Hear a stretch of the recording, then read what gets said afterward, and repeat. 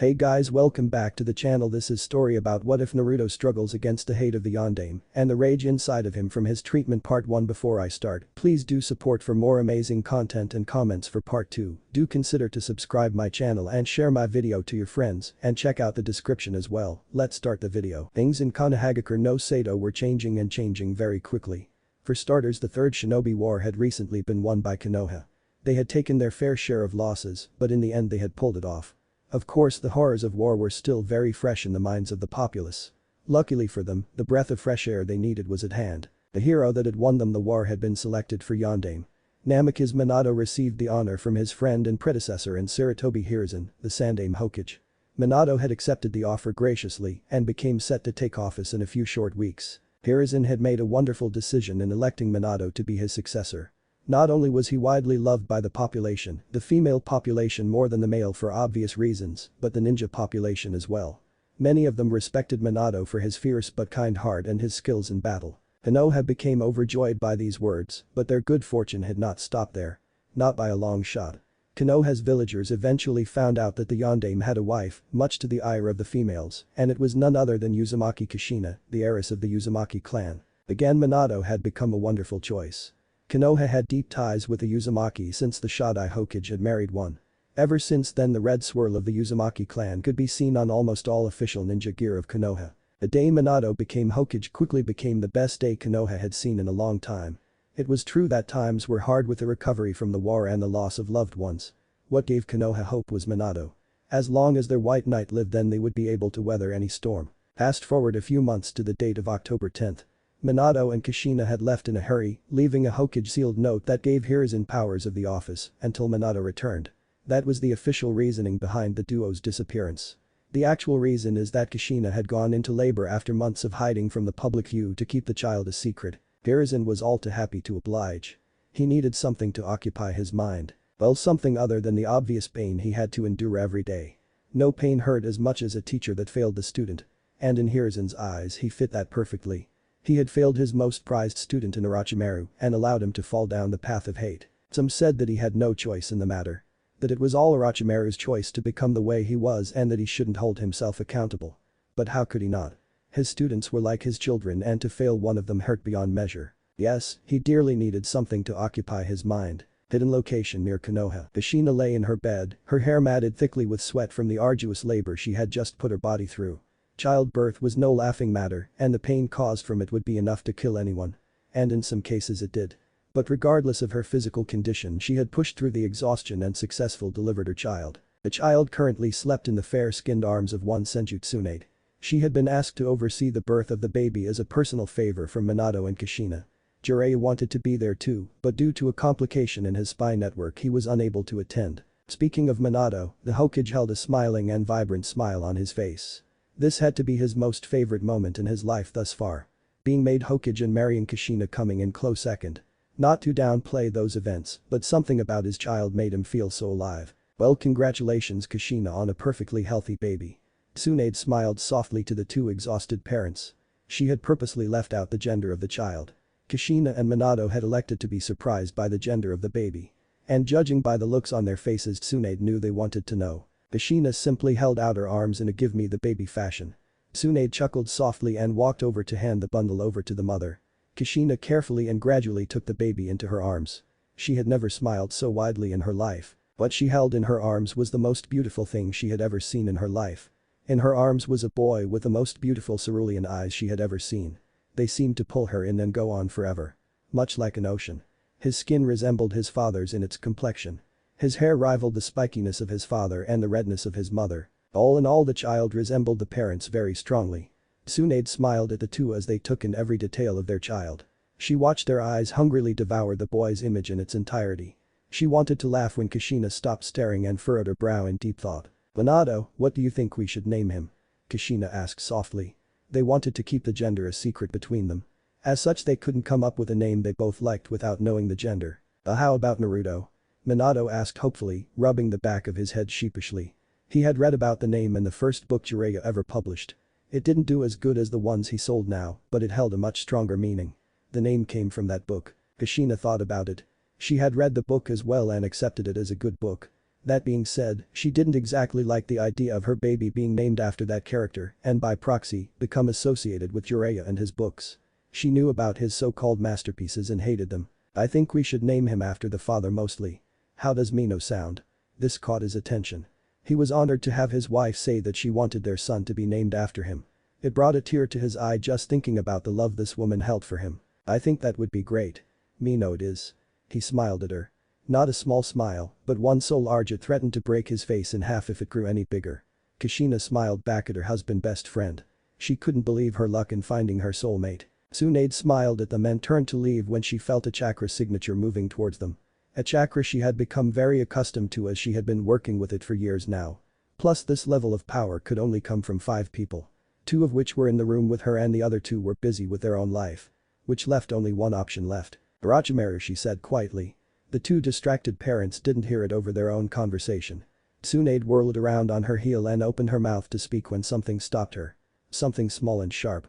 Her eyes became heavy as she fell to the side, causing both parents to look over. What they saw was the snake Sand and Orochimaru standing over the prone body of his former teammate.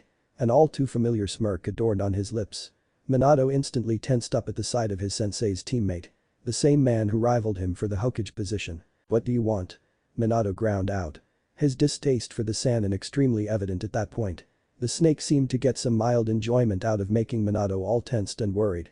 This would most certainly play into the plan he had. Bukuku, dear Minato. How are you? And is that a child I see? His voice taunted Minato to test him. Taunting him to give into his base anger and strike out against him. Sadly, Minato held his ground and simply stared him down. The ice in his eyes plainly visible. Leave now or I will kill you. It wasn't a threat in any way. It was a promise of a lifetime. One that Minato backed up by launching his killer intent at the Sannin. Orochimaru simply smiled at Minato. He had been in tighter positions than this one, and his killer intent was roughly the same as his, so it held little effect to him. Instead of verbally responding, Orochimaru shot his tongue out, wrapped it around the baby, and pulled it towards him. Kushina, being as exhausted as she was, had little time to respond before the baby was yanked out of her arms. She would have lunged at the Sannin, but he held a kunai to the child's neck with a twisted grin. Not so fast, Minato. Orochimaru said to the blonde, who attempted to throw his tri-pronged kunai at him. Unless you want the baby to die, I suggest you do as I say. Minato slowly lowered his kunai, much to the sick pleasure of the Sannin. Now I need some time alone here with Kushina.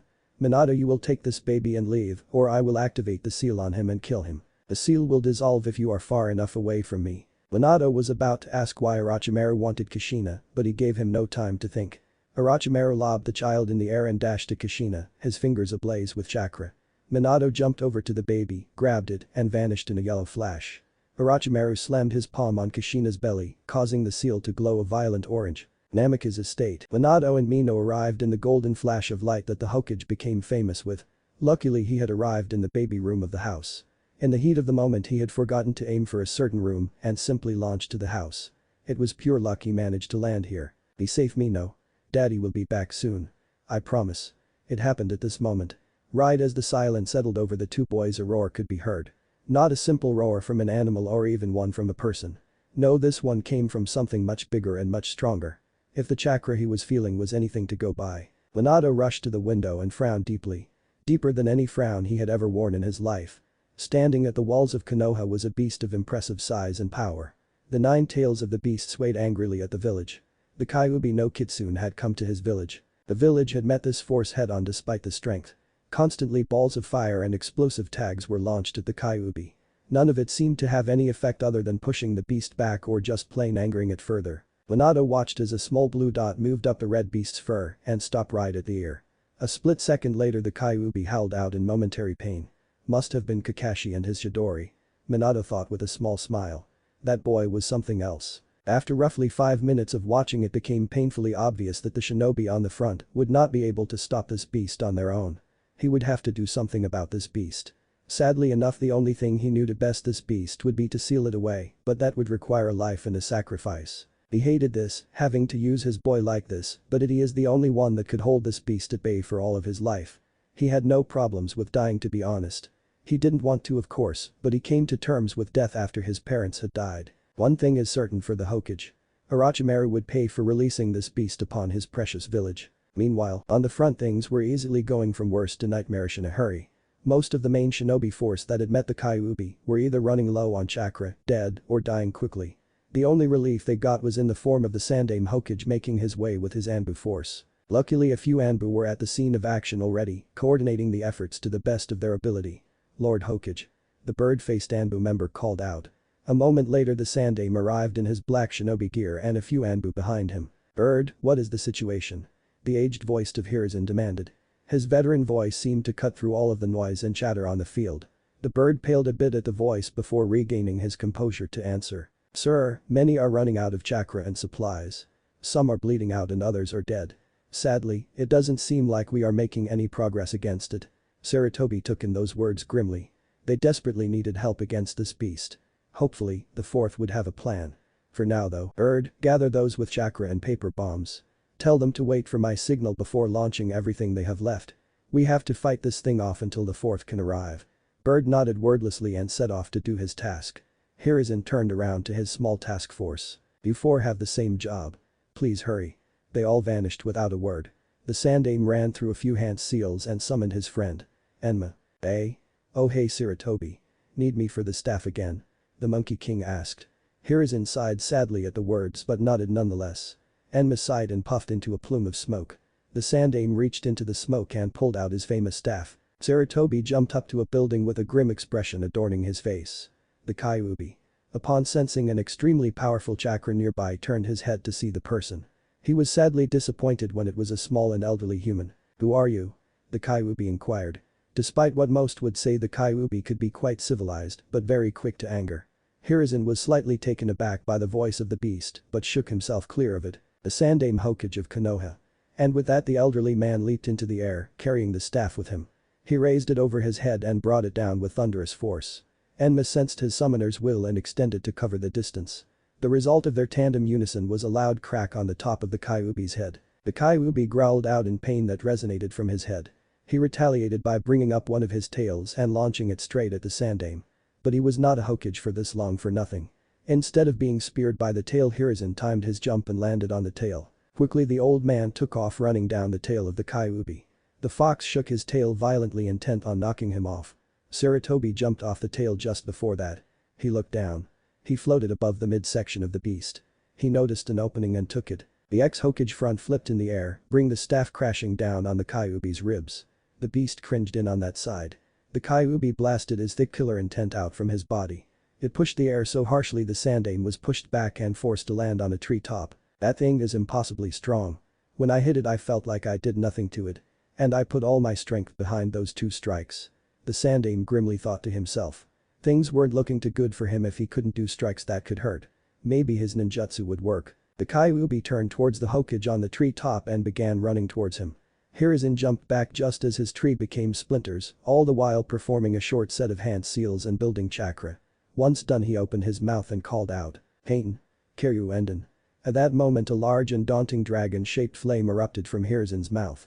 The flame went no more than 5 meters before slamming its head into the Kyuubi's face, forcing the beast to stop its charge and lose sight of his target. With Hiruzen, the blast from his attack had enough force to stop the Kyuubi from advancing, but the pressure had pushed him back as well. He had no time to react as he smashed through tree branches only to land in a clearing. He quickly hopped up and looked around. Nothing was too out of the ordinary. Just some trees, the moon, the giant red fox in the background. Oh, that and the altar with a baby in it and Kushina standing right next to the baby with a frown on her face. Sarutobi moved over to her side quickly, curious as to why she stood next to the baby. But one look at the child proved to be enough. The child belonged to her. "Kushina, why are you here?" The redhead whirled to the elderly man. Sadness locking her expression down. "Minato needs me for the seal." This made his eyes widen. The Shiki Fujin was nothing to mess around with as it consumed the soul of the one who used it. How does he ply? A vicious roar ripped through the quiet clearing. Both parties looked up to see a massive toad sitting atop the Kyuubi. Minato had appeared in front of them in a flash of gold, a grim expression on his face. "Lord Third," Minato started out. His voice sounded grated like nails on a chalkboard. Like the man's soul had been ripped from his very chest and he was forced to live on without it. "I need you to hold off the Kyuubi while Kushina and I prepare the seal." Hiruzen really wanted to trade places with Kushina, but their demeanor and stances at the moment suggested that they would not take no for an answer. "I will do my best." With that he hopped away, intent on stopping the beast for the moment. If only to buy some time for them. Minato and Kushina set off to write the ink needed for the transfer and sealing of a tailed beast. Tsurutobi stood alone on this fight. The Kyuubi stalked slowly towards them, no doubt sensing the chakra signatures of the three powerful ninja gathered. He had only one shot at this, and he would have to make it good or the beast would ruin their plans. Age Bushin no Jutsu. The Sandaime called out, forming one perfect clone next to him as a result. The duo had to wait just a few more seconds or this would fail greatly. The Kyuubi took on more massive step forward. It was then that the Sandaime clone, armed with half of the original's chakra, leaped onto a tree then into the sky. Directly above the Kyuubi's head. Pain. Goryuken no Jutsu. A large massive dragon-shaped flames erupted from the clone's mouth. The Kyuubi looked up just in time to see the giant mass of flames smash right into the crown of his head. The force from the impact and resulting explosion alone had pushed the Kyuubi's head toward the earth at a rapid pace.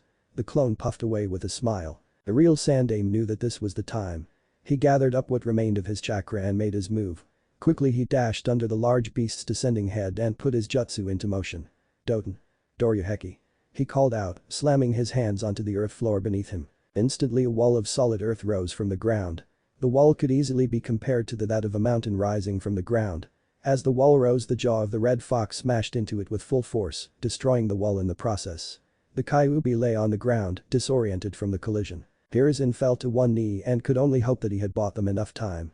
Seconds later the Sandaime fell to the side and passed out from exhaustion. His elderly body simply could not keep up with these kinds of fights anymore. Few minutes later, Minato held Kushina's body close to him. She had used a Shiki Fujin on the Kyuubi to rip its yin part from its body. The Yondaime had used his chakra to perform the seal on the other half of the Kyuubi and seal it inside of his son, who hadn't stopped crying since. Minato, my love, please don't let this make you bitter. Be kind and caring. Mino will need that from you. But promise me one thing. Kushina asked between heavily labored breaths. Minato looked to be on the verge of breaking on the inside. Only Kushina's words held him together. Anything, my love. Minato quickly responded. He knew the effects of the seal and as such knew that she didn't have long to live. Kushina smiled and leaned in close to him. Make that bastard suffer. Were her last words before going completely limp in his arms. Minato hugged her body close and began to rock back and forth, crying all the while. Even Mino had stopped crying long enough for his father to realize that he was still there. Setting Kushina down gently, he walked over and picked up his baby. He smiled at the child, the only piece of Kushina and family he had left in this world. He would protect the child and love it like no other. He owed the baby and Kushina that much. Quite the touching scene. The same slimy voice from before spoke from the shadows. Minato whirled around quickly to see who it was, holding the baby tightly to his chest for protection. Once again Orochimaru stepped from the shadows with a smirk adorning his features. You caused this? The Yondaime hollered at the man. Orochimaru simply put a finger up to his chin with his other hand supporting his elbow. His golden eyes glowed faintly in the night. Actually, I believe the Kyuubi did this. Well, I did release him. But oh well. It was fun while it lasted. He licked his lips evilly at that last thought. Something about his home village paying for their sins against him made him feel all warm inside. Minato gritted his teeth, dangerously narrowing his eyes at the Sannin. Orochimaru noticed him and laughed merrily at him. What could the Yondaime do in his position? Fighting him was out. He's far too weak for that. Don't worry. I'm not here to kill you. I want you to be at your best when I do that. I came to leave you with a message. I will come back and when I do you had better be ready for a fight. The snake Sannin let his words sink in while he sunk into the ground. Minato sighed and looked back to his child. This baby would be his strength in the years to come. 12 years later, the 12-year-old boy opened his eyes for the first time of the day. He turned toward the window. A single ray of light had managed to get through and beam him directly in the eyes, thus waking him up.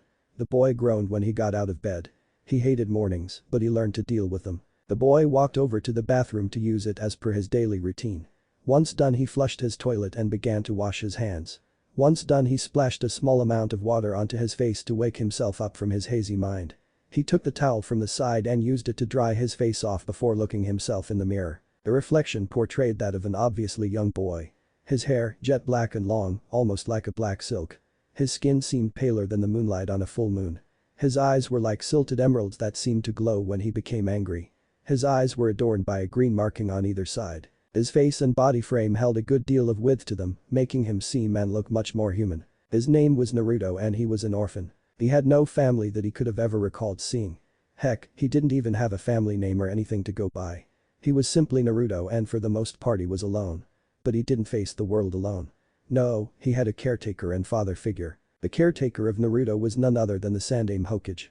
The old man had taken up the mantle of caring for Naruto when he had found out about the boy's true origins. Not that it was exactly difficult to do. The eye markings and silted eyes were practically a dead giveaway. Naruto walked back to his room and got dressed for the day. He didn't have much in life, and his attire reflected such. He wore a black long-sleeve shirt with a sage green t-shirt over top. He wore the same sage green colored pants with blue shinobi sandals. He sighed as he put his sandals on. He wanted to join the academy and become a ninja more than anything in the world. But the civilian council strictly forbade him from joining out of fear and somehow convinced the shinobi council to agree. That hadn't stopped him in the slightest, in fact it had spurred him on to become better and train harder. The Sandaime overlooked some of his training sessions and each time he couldn't be more shocked. It seemed that Naruto had picked up his father's ability and natural skill. His taijutsu and ninjutsu were among the best he had seen since Orochimaru. This scared the ex-Hokage, but luckily Naruto seemed to have no interest in using his skills for the wrong reasons. Training Ground 44. Naruto had just gotten done with another grueling training exercise that consisted of running sprints up and down a rather lengthy tree. Sweat rolled down his forehead in droves. This training pushed his body to the limit each time. Slowly but surely it made him faster as well. Fighting against gravity and all. "Hello, Naruto." The elder voice of the Sandaime spoke out. Naruto turned around with his sweat rag and smiled. He always enjoyed the visits the old man gave him. Even though they were few. "Hey old man." Naruto cried out happily. The Sandaime very well may have been his father for all the stuff he taught Naruto. "How goes the training?" the ex-Hokage inquired. Naruto's smile vanished as he took a more serious look. Training for him was almost always a serious matter. Good for the most part. Rough but worth it. Maybe this year they will let me take the test. Naruto grumbled that last part, but Hiruzen heard him well enough to know what he said. It saddened him that the civilian council held such a strong grudge against Orochimaru that he carried it over to his son in some regards. In short, Minato hated the boy for no reason other than who his father was. Because of this, Hiruzen had trained Naruto some on the side in hopes of him being eligible to take the graduation exam. Of course Hiruzen had Naruto hold off on the exams till he felt like he was ready. The day was that day. "Naruto, I have a surprise for you." Naruto's face turned from depressed to focused in an instant. The last time he had a surprise it happened to be his favorite jutsu. Or at least his most used jutsu. "You're going to take the test today. You'll be going up against Uchiha Sasuke, this year's #1 rookie." Naruto paled at that. He had never fought another person in all of his life. Not even the villagers or ninja that used to beat on him. He figured that if he attacked back he would only be proving them right when they called him a freak or snake or monster. Naruto had asked the Sandaime about those names and only received a dry and unfeeling look in return. Add on top of that, this was the #1 rookie he would have to go against. Someone who no doubt had more experience from fighting and training sessions than Naruto. "Naruto, please don't worry so much. I am sure you will do fine. All you have to do is show that you know the basics and you pass. You can do this. I believe that you can." The Sandaime smiled softly at the pale boy. He may have messed up with Orochimaru, but he would not let Naruto isolate himself from others and fall down that path. Naruto's eyes began to water at the edges. He could always count on the Sandaime to make him feel better when he was feeling down in the dumps or daunted by a prospect. Now being one of those times. Naruto wiped the tears from his eyes and focused them. He would pull this off for the old man. "Let's go." Naruto proclaimed with a fist pump. He could truly be a happy child if he was ever given the chance to be. Sarutobi smiled and began walking with Naruto. Close to the academy, Sarutobi smiled at his own thoughts. Having Naruto go against the Uchiha was a perfect idea. It would get Naruto a team and keep him from falling down a dark path and would teach the Uchiha to be a bit more humble. Plus it would sure grab the council's attention. Hopefully they would realize that they were wrong about Naruto and would lay off of him. Naruto on the other hand didn't smile. His hand kept going back to check his kunai strap on his leg. His palms and head could not have sweated more even if he tried. He couldn't help but be nervous. His first fight was against an Uchiha and the last on at that. Along the way Naruto had managed to squeeze that piece of information out of Hiruzen. It certainly didn't help him in any way. All he knew about the Uchiha is that we're a strong clan with a Sharingan before most of them got wiped out by Sasuke's older brother Itachi. Naruto could only hope that Sasuke hadn't activated his Sharingan yet. Naruto was pulled from his thoughts when Hiruzen pulled on his sleeve and pointed ahead of them to a training ground where the challenge would take place. The training ground had a simple layout. Some trees to the left and right and a clearing driven between them. Just solid ground and grass in the clearing. A man with a scar on his nose and tied back brown hair greeted the two of them. "Lord Third, it is an honor to see you again." He gave a slight bow to the man. The Sandaime smiled and nodded to the man. "This must be Naruto." The man turned towards Naruto. His eyes appraised Naruto. Naruto held out his hand. Naruto. The man almost took a step back out of fear but shook his head, then shook the pale child's hand. Imino Iruka. The now identified Iruka spoke with a friendly voice and a smile. Naruto mentally sighed to himself. He was afraid the man would be nasty to him. But maybe the Sandaime being here had something to do with his kindness. Please follow me Naruto and we will go to the testing site. Iruka said flatly and began to walk. Iruka thought that this whole thing was simply a show to make the Uchiha feel better about himself. Not to mention the rumors about the council not liking the boy. A few moments later the trio arrived at the training ground. Naruto's eyes darted around and began to appease the area, looking for anything that might give him an edge to win. What he noticed first was a boy, no taller than him, standing with his arms crossed and his eyes focused directly on Naruto. "Hello, Sarutobi." The voice of Hiruzen's old teammate Danzo cut through the silence. "Hello, Danzo." Hiruzen replied with equal authority in his voice. The air grew cold around the two men. The civilian council in the back shrunk back at the pressure the two of them released. Sasuke and Naruto didn't bother to look at the two men and kept their eyes locked on each other, looking for any weaknesses that the other had. Naruto's silted eyes hardened on Sasuke's onyx eyes. Both of them took a stance at the same time. Iruka sprung into action, landing in between them. "I see you both are ready. Very well. Begin." Iruka hopped back out of the way. His words drew the attention of all those watching, namely the Sandaime and the civilian council. Danzo showed up for the excuse to see how the boy progressed compared to his father at this age. The two fighters stood perfectly still. Both of them waiting for the silent signal that the earth would provide for them. Just then a strong gust of wind blew through the clearing between the two boys. Their eyes widened and they took off towards each other. Sasuke made the first move by attempting to hit Naruto in the face with a right hook. Naruto saw this coming and dropped into a squat, narrowly dodging the attack. He then threw a left towards the center of Sasuke's stomach. The dark-haired boy spun to the side, while spinning he dropped into a sweeping kick. Naruto's eyes widened when he saw Sasuke's foot come across the ground to him. He hopped slightly in the air, spun to gain momentum, and brought his foot down right on Sasuke's head.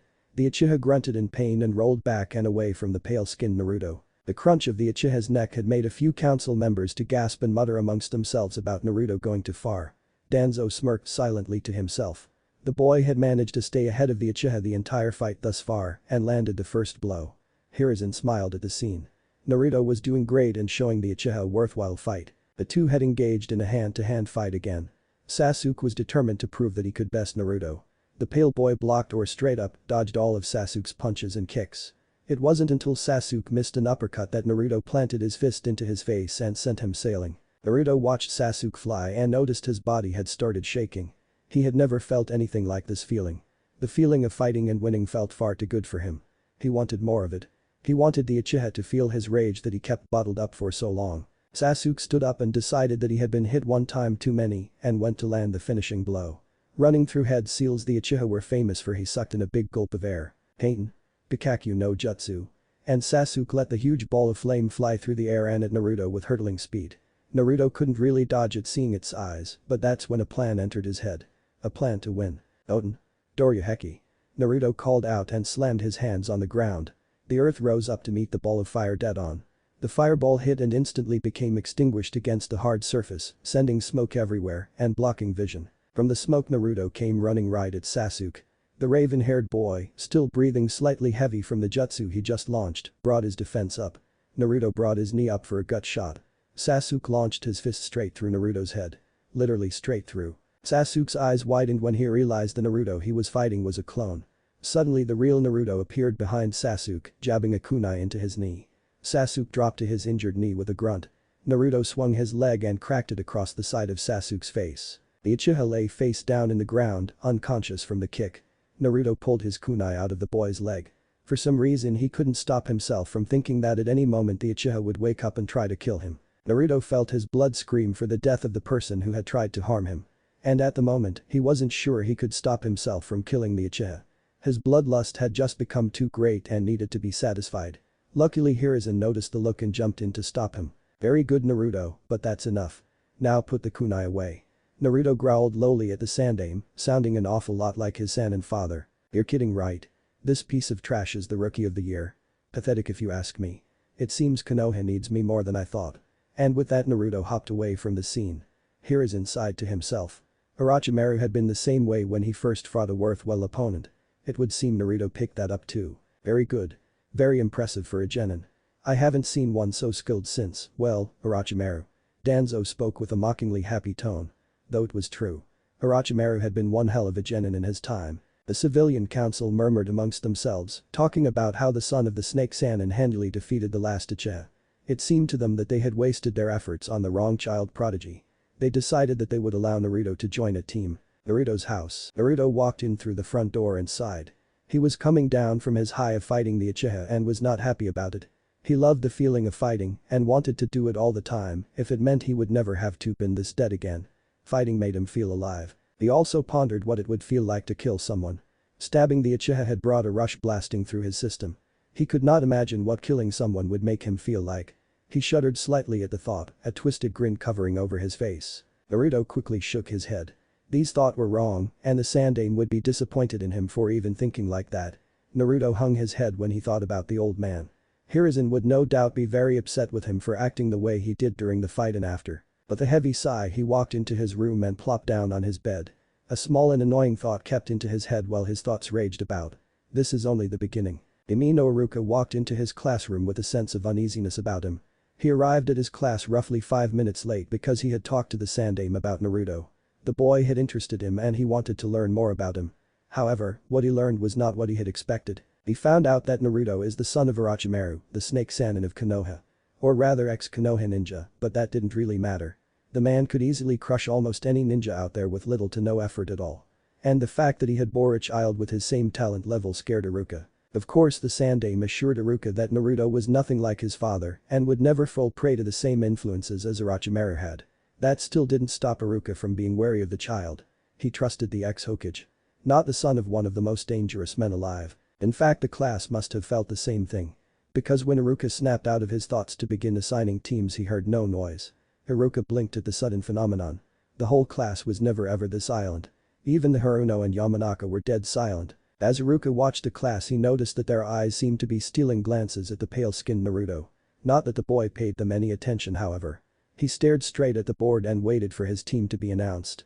A rather pleased smile on his pale face. Iruka opened his mouth to begin speaking when Uchiha Sasuke opened up the door. He walked into the class with a slight hobble to his leg from the previous day's actives. His fan club immediately began an uproar upon seeing their beloved Sasuke hurt or injured in any way, shape or form. Oh poor Sasuke. The pink-haired Sakura called out. Only Kami knows how she got her voice to become so high and so annoying. Hearing the screeching voice of his loudest fangirl, Sasuke cringed. Coming up quickly behind her was the blonde-haired Yamanaka heiress. Ooh forehead, Sasuke needs someone pretty to look at to feel better. The Yamanaka shoved Haruno out of the way and onto her backside. She stopped for a moment to hold a triumphant smirk over her rival before turning back to their mutual point of interest. Oh Sasuke. How on earth did you get hurt? Yamanaka asked quietly, afraid her question might have offended him in some way. Sasuke just grunted and narrowed his eyes. The platinum blonde followed his eyes to see where they landed. She held back a gasp when his eyes landed on the newest kid in the room. Naruto turned his head when he felt a strong glare attack him. Seeing that it was only Sasuke he met and matched his glare with one of his own. The whole room grew silent and watched the two boys stare each other down. Iruka sat still, silently hoping that the two wouldn't break out into a fight again. Sakura was contemplating whether or not to smash Naruto's face in for hurting her precious Sasuke. Ino, the Yamanaka, stared with her mouth agape. This was the kid that had managed to best Sasuke. Mizuki, Iruka's teaching helper, wore perhaps the best face of surprise. This boy looked exactly like his master. Even his glare looked just like Orochimaru's glare.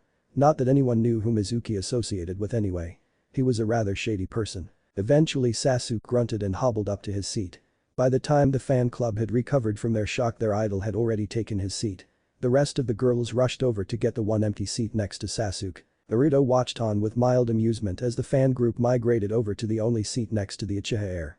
Naruto could care less about that though. He was more excited to see which team he would be put on and who would be his teammates. Soon Iruka worked up that nerve to speak again, hoping that this time there would be no menacing showdown between students. Right.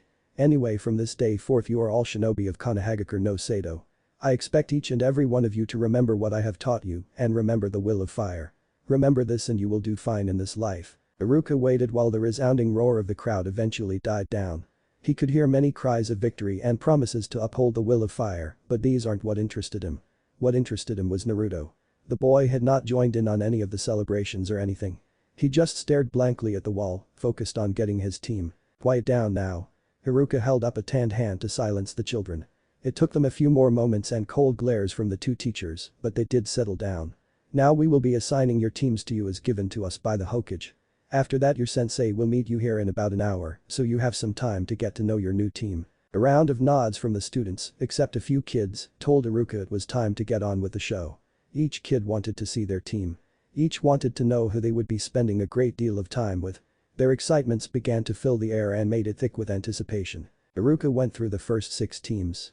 Each time he called out a team the female member would let out a whine, while the boys seemed unaffected but happy regardless. The biggest bomb when it came to the teams was Team 7. Team 7 will be composed of Uchiha Sasuke. This caught the attention of everyone in the room, even Naruto looked to see who would be paired with the last Uchiha. Haruno Sakura. A vicious screech of victory echoed throughout the room. And Inyazuka Kiba. Your Jonin sensei will be Hada Kakashi. Haruka moved over to the teammate slot and began writing. Now for teammate. The room grew silent again. Only a few students remained to be put on teams, and now that the Uchiha had been put on a team they wanted to see who the pale kid would go with.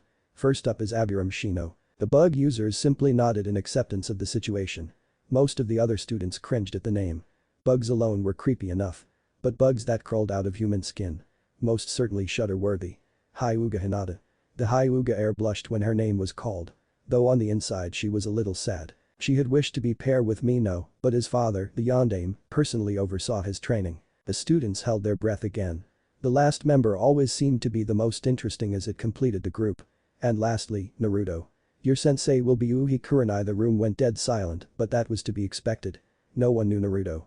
Hell, no one had even seen Naruto until now. Naruto smirked to himself. He loved that no one knew anything about him. It made him an unpredictable ninja, and that would save his life when he needed it. He knew about the Hyuga from Hiruzen. Holders of the famous Byakugan and gentle fist fighting style. Then the Aburame. Wielder of the chakra-draining insects. Talented bunch they were. He had been so absorbed in his own thoughts that he hadn't heard the other teams called, nor did he see the other teams file out of the room to meet and greet each other. Naruto blinked and looked around to see his 2 teammates next to each other but not talking. He sighed to himself and walked over to them. Hello you two. My name is Naruto. It is nice to meet you. He gave them a slight bow. The Hyuga blushed and the Aburame nodded. He took this as a good sign and sat down next to Hinata. Normally he would be okay with the silence, but the Sandaime had urged him to build bonds with his teammates. Silently cursing the old man he sucked in a breath. Would you two like to go outside and talk? I brought snacks for all of us. This way we can get to know each other. What do you say? He said with a slight smile. The duo looked at each other then back to the pale kid and nodded. Together the 3 of them left and walked outside. Once outside the group found an empty table and sat down on it. Naruto distributed some rice balls among the group with a small, albeit forced, smile. He truly felt awkward in these types of situations because he had very little experience when it came to people who didn't hate him. Soon the silence became far too awkward for Naruto to handle. He decided that he would go first. Well, I guess I can go first. My name is Naruto. I like science and training. I dislike people who judge others without knowing them first. My dream is to make my grandfather happy by becoming a great ninja. Naruto watched the 2 swallow the information he gave them. He really didn't have much to say about himself that he hadn't already. He had no history to go over. No parents to talk about. Only the Sandaime. The Hyuga nodded and went to twiddling her fingers. Shino gave no apparent look, only a very slight nod in return. My name is Aburame Shino, as you have been informed. I am the heir to the Aburame clan and wish to be a great leader for the clan. I like different species of insects. I dislike those who kill bugs for no reason other than they are different looking. Or those that judge others without prior knowledge. Naruto smiled at the boy. He had strong convictions. Plus he disliked when people judged others. And my name is Hyuga Hinata. I am the heiress to the Hyuga C clan. I like cinnamon buns and CC confidence. I dislike hate and separations. And my dream is to be noticed by a certain someone. Naruto smirked to himself. She left out that she was painfully shy, but she seemed nice enough. Again Shino only gave the briefest of nods towards the girl. The kids were about to continue talking about each other when a swirl of leaves arrived. Out of the swirl a rather tall woman with long black hair and ruby red eyes appeared. Her white and red outfit caught Naruto's eye as it was not the normal attire for a jonin to wear. Nice to see that my cute genin are getting to know each other already. The woman smiled. Hinata suspected that this may be Kurenai due to her timely appearance and suggestion that they were her cute little genin. You must be Kurenai-sensei.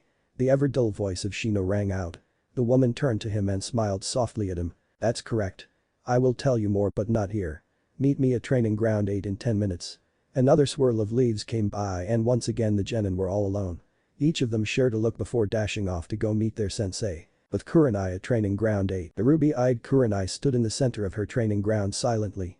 She was thinking of the past week's events.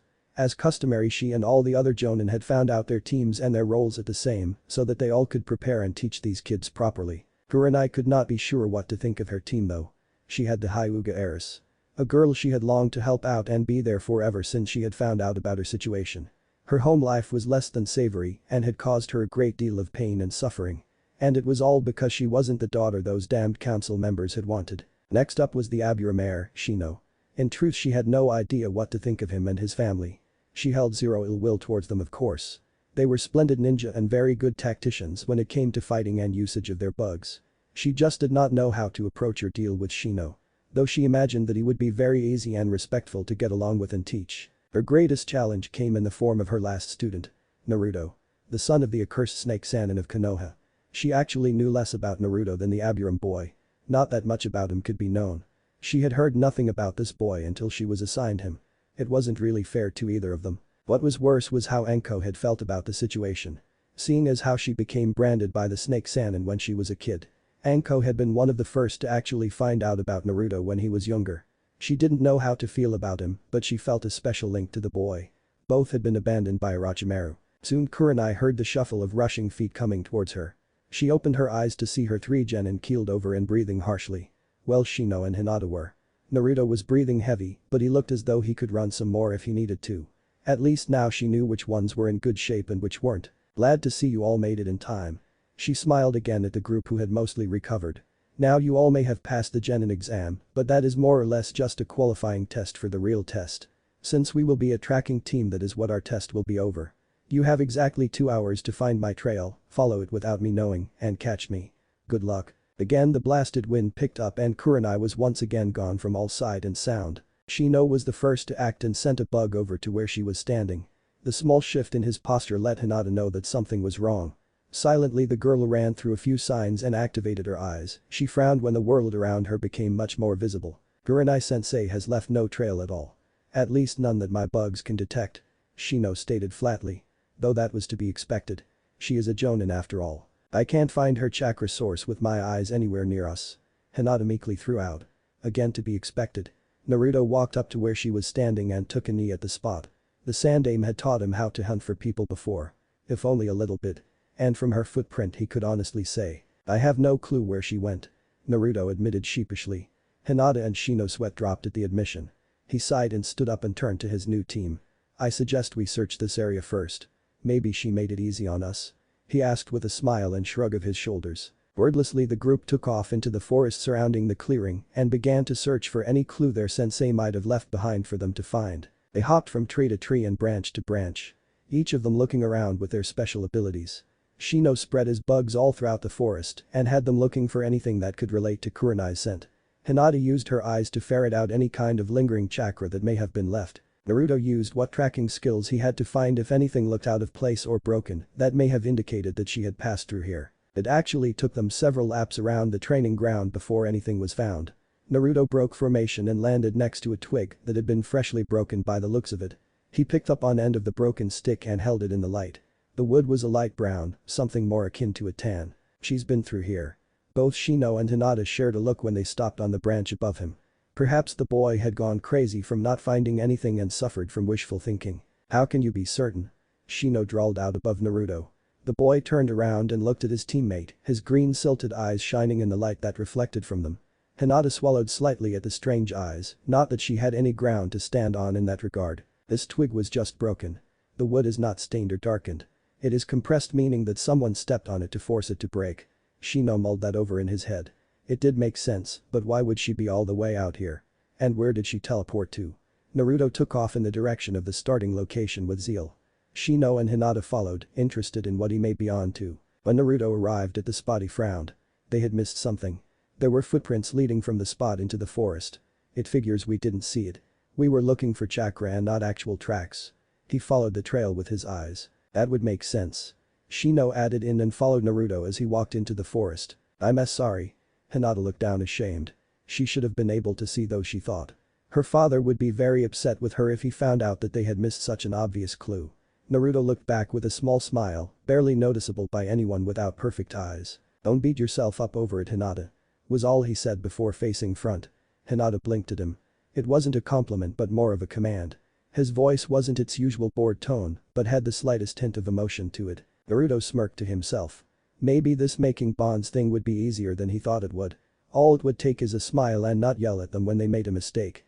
Kinda like the old man did with him. He took off into the forest and followed the tracks with haste. Soon the three of them were bearing down upon her. The tracks became fresher and fresher the faster they went. It wasn't long until the two others called out their respective traits and found her. Found her. Dead ahead. Hinata called out, the veins on the side of her head pushed to their limit with the influx of chakra. Her scent is near. Shino stated just loud enough to be heard by his teammates. Naruto nodded and began looking around. For a while the tracks ran dead and he could see nothing that may point him in the right direction. The three of them stopped moving on a branch. Each of them had a frown on their faces. They had indeed found her. All three of her in fact. It's not a Jinjutsu. Those are 3 real copies of her. Shino frowned deeper. He had heard of something like this but hadn't expected it to be used on him. Shino is right. Hinata added. Her eyes could see their chakra network, if only barely, and each of them had the same chakra and the same amount. If it was a clone she would have seen through that and could have pointed out the real one. Three looked at each other. "We can't split up," Naruto said, earning incredulous looks in return. He sighed, pinching his nose bridge in response. "Think about it. We are genin. We would a slim to none chance of fighting her as a 3-on-1. In what universe could we hold our own on a 1-on-1? He finished gruffly. Shino and Hinata could see the logic in that. Even if the copies were only a third of her power, it would still be more than enough to take all of them out without a second glance. Shino moved closer so as to speak quieter. "So then what do we do?" Hinata nodded in agreement and moved closer, despite her awkwardness. Naruto lowered his head in thought. He had a good brain when it came to these kinds of things, figuring out how to do things, that is. It took him a few moments, but he had come up with a simple solution. Naruto knelt and motioned for the others to do the same. "Shino. I need your bugs to silently latch onto all 3 of them and begin to drain their chakra. If they are clones then eventually they will disperse." Shino nodded and sent the command to his bugs. "Hinata, in the meantime I need you to watch with your Byakugan to see which chakra network is least affected by the bugs. That will be our Kurenai-sensei." Hinata did as she was told. Naruto, Hinata, and Shino all stood and waited for the work to be done. It was hard enough to coordinate with the bugs while they were away from the body, but getting them all in place and in action took some time and concentration on Shino's part. Eventually though the bugs did move into position and began their task. Hinata watched carefully at the systems of each of the copies.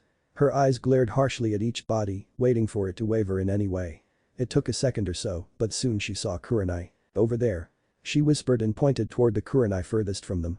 The group wordlessly took off and began their hunt of their sensei. Kurenai knew that her game had been played and that they were now on her trail. She turned to run but was surprised when a large wall of earth rose up in front of her.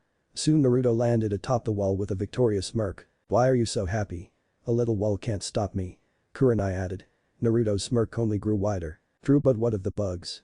You may be able to outrun all of us, but in the end we would find you. What if I just crush them?" Shino frowned at his sensei's words. He decided to step up and make his presence known. "That would be your only option, Kurenai-sensei. Only issue is that they are on your skin, on your torso and legs. You would have to remove your clothes. Of course this would happen after you got away. You could go to your house and change in peace, but now I have your scent. My insects could track you all over Konoha." Add to that Hinata and her eyes. Shino finished and pushed his glasses back up to his face. Kurenai resisted the urge to smirk in pride of her students. They had thought some of this throw and landed and a very viable path that she would take. She would most certainly not be stripping in public, so her home would have to do. They could follow her in the meantime and catch her again. Then there was Hinata. Any Jinjutsu she used would be seen through. Not to mention Naruto. Despite his appearance, the boy knew a thing or two about avoiding or finding people and predicting the paths of people. A series of beatings had taught him that. She had little doubt he would not rest until he caught her. Kurenai did the only thing she could at this time, with all of her exits cut off. She relaxed and began clapping. "Very good, all 3 of you.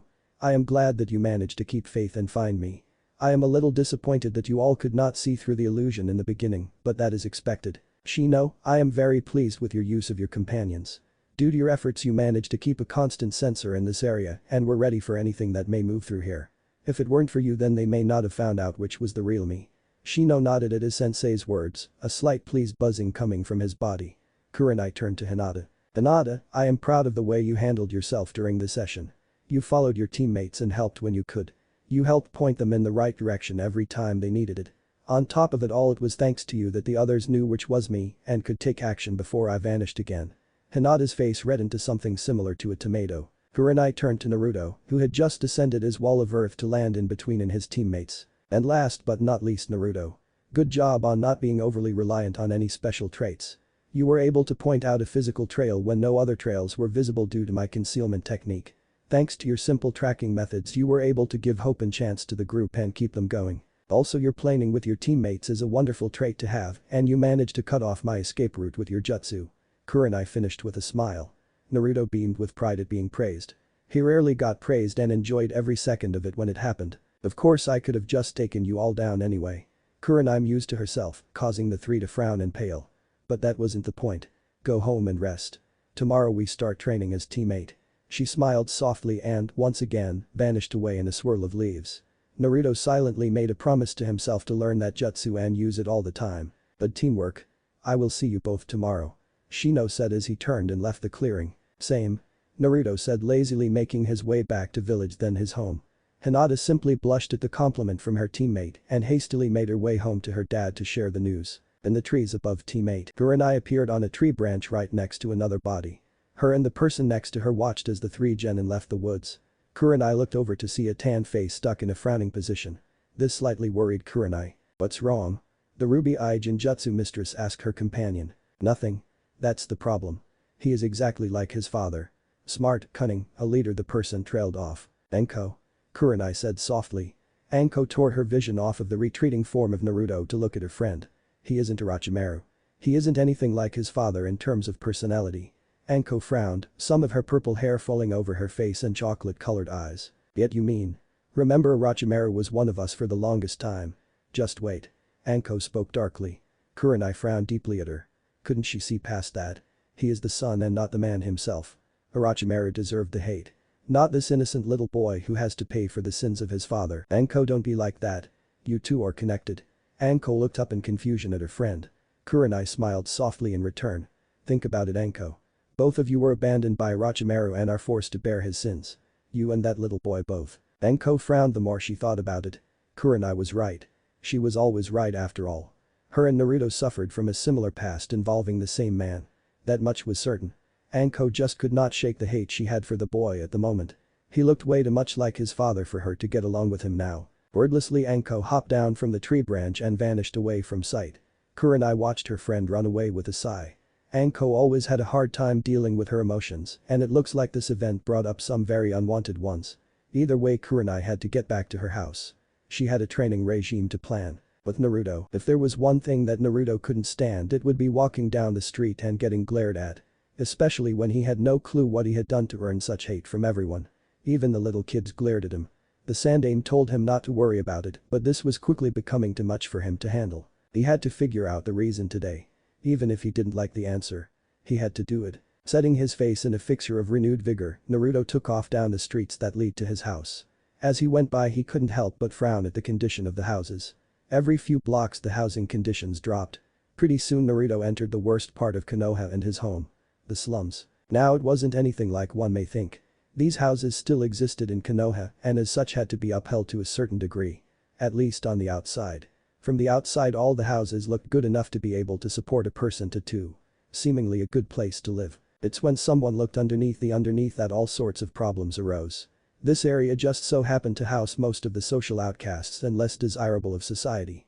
Many disgraced shinobi and alcoholics live here. Then there was Naruto. He lived all the way in the back, at the very edge of Konoha. Completely isolated from human contact and any signs of life. In fact, if someone were trying to find him and were not told of where he lived, they would never find him. Naruto hated living out here, but it worked for now, so he would accept it. When Naruto got into his home, he was a touch surprised. Sitting in his living room was the Sandaime. Well, him being in Naruto's house wasn't all that strange, it was the timing that surprised him a bit. Normally the old man would stop at least once a week, and since he had just seen him not 2 days ago, it was odd. But Naruto didn't mind. He had a few questions that he wanted answers to, and he knew that Hiruzen knew the answers. Hello, Naruto. How did your day go? The elderly man asked with a smile. Naruto frowned slightly before letting a short sigh leave his lips. No use in blowing his question off. It went good. I met my team and we passed our test. Naruto said, a slight tinge of excitement and joy in his voice. Tomorrow we start training as a team. Sarutobi smiled. He remembered his own days with training as a team and all the joyful experiences it brought. He hoped it would affect Naruto the same way. Do you like your team? Hiruzen asked plainly. Naruto put a finger to his chin and mock thought before answering. Well, Shino is kinda quiet but extremely useful with his insect things. Hinata is really shy, but her eyes can see almost anything and everything. Kinda wish I had something like that. Naruto sheepishly admitted. Sarutobi smiled but had other thoughts behind the smile. To the ex-Hokage it seemed Naruto saw people as things to be used. A side effect of his childhood for sure. That and he hadn't had a lot of human contact before in his life. Teammate would be just what was needed for him to grow. Well, sounds like you have a good team. What of your sensei? Kurenai-sensei? She's okay I guess. Really smart and kind. She had red eyes kinda like the Uchiha do, but without those little black dots.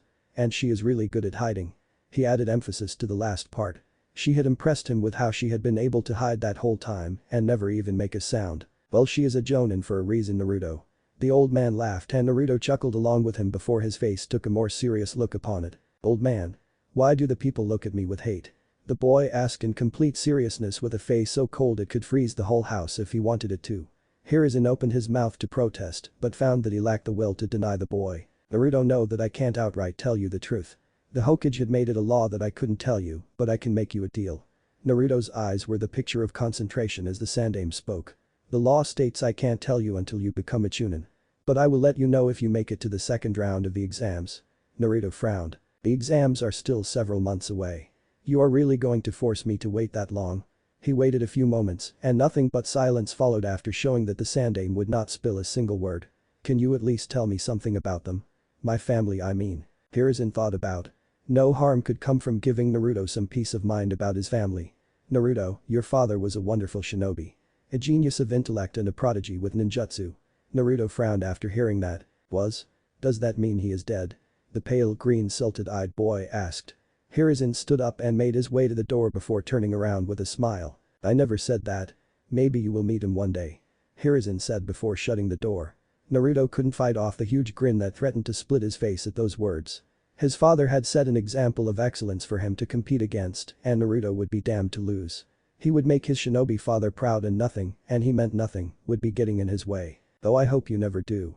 Hiruzen thought sadly as he walked away. If those two ever did meet then Sarutobi ran the risk of Naruto falling down the same path. Orochimaru could be one very persuasive person when he wanted to be. And Naruto was still a very impressionable child who needed a parent figure in his life. And God knows that this world could not handle another Orochimaru. Not to mention a younger, more intelligent one. Please God. Never let them meet for I fear it would spell destruction for many lives. Naruto groggily walked to the training ground where his team resided. The reason for his lateness being that he had stayed awake all night thinking about how awesome of a shinobi his father had to have been for the old man to praise him so much. Of course this eventually led to the thought of abandonment by his father and that had caused Naruto to slip into a slight depression and result in staying up all night. Though Naruto was exhausted he was not about to slouch or let anyone take pity on him. The Sandaime put his faith in Naruto and he would not let the old man down. Plus now he had a team that was counting on him as well and he wouldn't let them down. He smiled softly at that thought. He wondered if this was what it was like to have friends and people that cared. If this is what it felt like then he would do his best not to let that go and to protect them if necessary. Not to say that Naruto liked them yet. He was just happy they tolerated him and in turn he would tolerate them. Needless to say that when Naruto had finally arrived, 40 minutes late, that Kurenai saw fit to give him an earful at that exact moment. Well, look who decided to join us. Kurenai began in a very motherly-like tone. Honestly, your second day with your team and this is how you show up. Not only are you late but you look like you haven't slept at all. Imagine how your team feels. Knowing that you may or may not save them because you didn't arrive on time and she went on and on and on. It wasn't until Naruto shot her a glare that looked exactly like a green-eyed version of something Orochimaru would do. Luckily for her he sighed deeply realizing his mistake. I am sorry Kurenai-sensei. I promise it will not happen again. This caused Kurenai to blink. Naruto turned to Hinata and Shino with a slight bow. I am sorry to you both as well. Hinata blushed slightly at the respectful and formal nature Naruto was suddenly taking. Her and Shino had both seen the glare and mentally agreed they never wanted to be on the receiving end of one of those. Shino pushed up his glasses before responding. I will take you at your word, Naruto. Naruto nodded to the Abiram before looking to Hinata. She merely nodded at Naruto, and he took that as a sign that she also took him at his word. Yes, well, do not let it become a habit. I can understand a few times but not constantly. We have enough lazy people in this village already. She said offhandedly, thinking of a certain Shadow Clan and a one-eyed Jonin. Anyway, today we are having our first team training session. I will assign you 3 a regime and you will follow it. After that we will get together to rest and talk for a bonding experience. After that there will be more training, then I will release you for the day. The 3 genin nodded at their sensei. Kurenai smiled and formed 2 perfect cage bushins. She whispered instructions to them and let them go and grab their students. The clones had taken Hinata and Shino. Thus the real Kurenai took Naruto. They walked a few feet until they got to a tall tree. The ruby-eyed woman turned around to face Naruto. Naruto, have you done this yet? The tree climbing exercise? Kurenai asked in a questioning voice. Naruto looked at the tree and smiled. Yup. To prove his point, Naruto walked over to the tree and dashed up it. His training sessions on the tree to improve his speed did wonders for his chakra control. Not to mention his physical speed. Put the 2 together and he was able to ascend and descend the tree rather quickly. Kurenai smiled physical. Mentally she had wondered where the boy had learned to do such a thing. She knew for a fact that it wasn't taught in the academy. She also knew that this boy lived alone his whole life and never even attended the academy, so how would he know what to do? Very good, Naruto. I had planned to start you on this so I could gauge your skills, but it looks like I will have to move on to plan B. Admittedly, Kurenai wanted to train Naruto herself. She hadn't been told a single thing about his abilities. Just that he had beaten the Uchiha single-handedly. Plan B? Naruto asked curiously. It was then that Kurenai gave him a sickeningly sweet smile as she pulled out a small whistle. Oh yes. She blew the whistle as hard as she could. Now run. She yelled. Startled, Naruto took off and began running around the training ground with Kurenai right on his heels. Every time Naruto would think about slowing down, she would cast a genjutsu to scare him and force him to keep running. You're crazy. Naruto yelled through labored breath. When he turned around to look at his sensei, he was awarded with the sight of a tri-horned demon with bursting muscles chasing him. Ahhh. Hinata looked toward the direction of his teammate with a face of worry. Not 2 seconds ago she had heard Naruto scream loudly like he was in danger. Hinata was about to move to go see what was going on when the cage bushin of Kurenai appeared. Where are you going, Hinata? Cage Kurenai asked the curious little girl in front of her. Hinata gripped her tan sweater tighter and brought her hands up to her face. I thought Naruto just screamed. The clone smiled at the girl. I'm sure he did. Now get back to training. That tree won't climb itself. Shino paused on his tree. He had moved about halfway up the tree when he had heard the pale boy scream. A part of him thought that it could be nothing. Another part of him thought that the most logical explanation would be that Kurenai sensei had done something to him. Just then an insect the size of a pebble landed on his nose bridge. This bug in particular was a tracker. He would place it on something or someone and it would radiate a signal he could pick on and interpret. This bug had been on Naruto. Chakra. Disturbed. Female. Chasing. The insect relayed his information. They couldn't really carry a lot of information, but Shino caught the gist of the story. Kurenai was chasing Naruto and had placed him under a genjutsu to keep him motivated. Clever. He whispered to himself and continued to climb the tree. Several hours of training had gone by and the rookies of teammate were completely exhausted. Naruto had spent all morning being chased by all kinds of nightmarish creatures in Kurenai. Hinata spent her time by working on getting up and down the tree she was assigned as quickly as she could. Shino did his training by simply sticking to the tree and slowly walking up and down, fighting gravity all the while. Kurenai appeared before the group with a smile. The 3 kids were laying down, sprawled out in the grass. Come on, sit up. I brought us all lunches. She said cheerfully. Soon, one by one, the 3 got up into a sitting position. All of them looked a mere second away from passing out. Ah, the first day of training.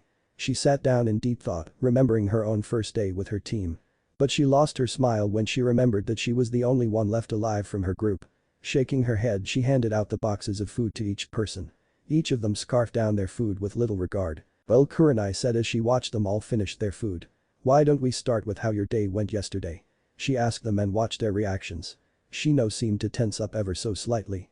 Hinata instantly looked away and Naruto let a small smile creep onto his face. I will start, then we will go to Shino, then Hinata, and finally Naruto. She said with a smile. I did nothing interesting or anything that I could tell you all about. The 3 genin, even Shino, face faulted. Though it was true. They didn't need to know that she had spent all night convincing Anko not to hate the boy, then spending the rest with Asuma. That was informative. Shino said with obvious sarcasm in his voice. I informed my clan that I had been placed on a team with Hyuga Hinata, the heiress of her clan, and Naruto. Upon speaking of the latter's name I received many strange looks for a moment before they looked away. When I had confronted my father of the ordeal he had said nothing but to keep an eye on the boy. Shino stated plainly. He saw no reason to hide anything. He needed to build trust with them as they would be watching his back. Kurenai nodded grimly. She knew exactly why he would have gotten those looks, but she couldn't say a thing. The law the third had passed made it forbidden to talk about with anyone. Even other people who knew about it. Well, I am glad they were accepting of your new status. Shino nodded again. How about you, Hinata? The Hyuga's face instantly fell into one of despair when she thought of previous night. Flashback. The excited Hinata quickly walked back home. Surely Hiashi, her father, would be happy that she had passed the test but also landed on a team with an Aburum. She gave the guards a brief nod when she passed them.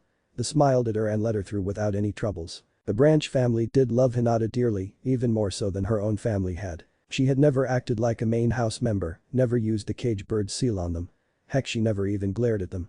But sadly there was little they could do for her but be kind to her when they could. When Hinata entered the house her cousin, Niji, was there and waiting for her. A deep scowl on his pale features. Lady Hinata. Lord Hiashi wishes to see you in her chambers this very moment. His tone was cold and emotionless as always. For as long as Hinata could remember Niji had been very spiteful towards Hinata and took any chance he could get to make her life hell on earth. Thank you, Niji. I will go see him now. She said, trying to present an air of confidence from her body. Niji scoffed at her before storming away. She sighed one last time before building up her nerves to go face her father. Stepping around the wooden corner of her family's compound, she saw the silhouette of her father standing in his office, looking over the courtyard. Hinata sheepishly knocked on the door just loud enough to be heard on the other side. I was told by Niji you wanted to see me. She spoke quietly. Almost to the point of silence, but Hiashi heard. Hiashi heard everything that went on in the clan, both inside the compound and out. He was silent for a few moments before responding. Did you pass? He asked abruptly, seemingly breaking the silence between the two. Yes, I did. I have been placed in Team 8. Hinata mentally jumped for joy. She had yet to stutter a wavier in her father's presence. Of course his back was to her and he hadn't really spoken anything yet, but still. Team 8. Her father mused to himself. Led by Kurenai if I am not mistaken. Hinata nodded at this. Not that Hiashi would see or anything like that. And who are your teammates? He asked, finally gracing her by turning around and focusing on her. Aburum, Shino and Naruto. She cursed at herself mentally for her stuttering. Even more so when her father frowned at her for it. The Aburum I approve of. If Shino grows to be anything like his father then he will be a skilled shinobi. As for the Naruto boy. Hiashi paused as a scowl crept onto his face. Making himself seem older than he already was. I do not approve of him. Be cautious around him, Hinata. If you start noticing weird behavior tell me. Sadly I am not Hokage, I would have you moved from that team. Hinata wanted to ask her father why he had been so dead set against Naruto. She had met the boy for the first time today and he seemed to be a kind enough person. A little strange and lacking people skills, but she couldn't judge him in that department. Every time she got around Mino, the Yondaime's son, she passed out for God's sake. Why yes father. She bowed to him, accepting his terms. You are dismissed till dinner. Congratulations on passing. He said in his usual drawl. Hinata couldn't help but swell with pride at hearing that. That was the first time he had given her any type of encouragement in over 5 years. Bowing once more she left the roof silently. She practically floated through the compound.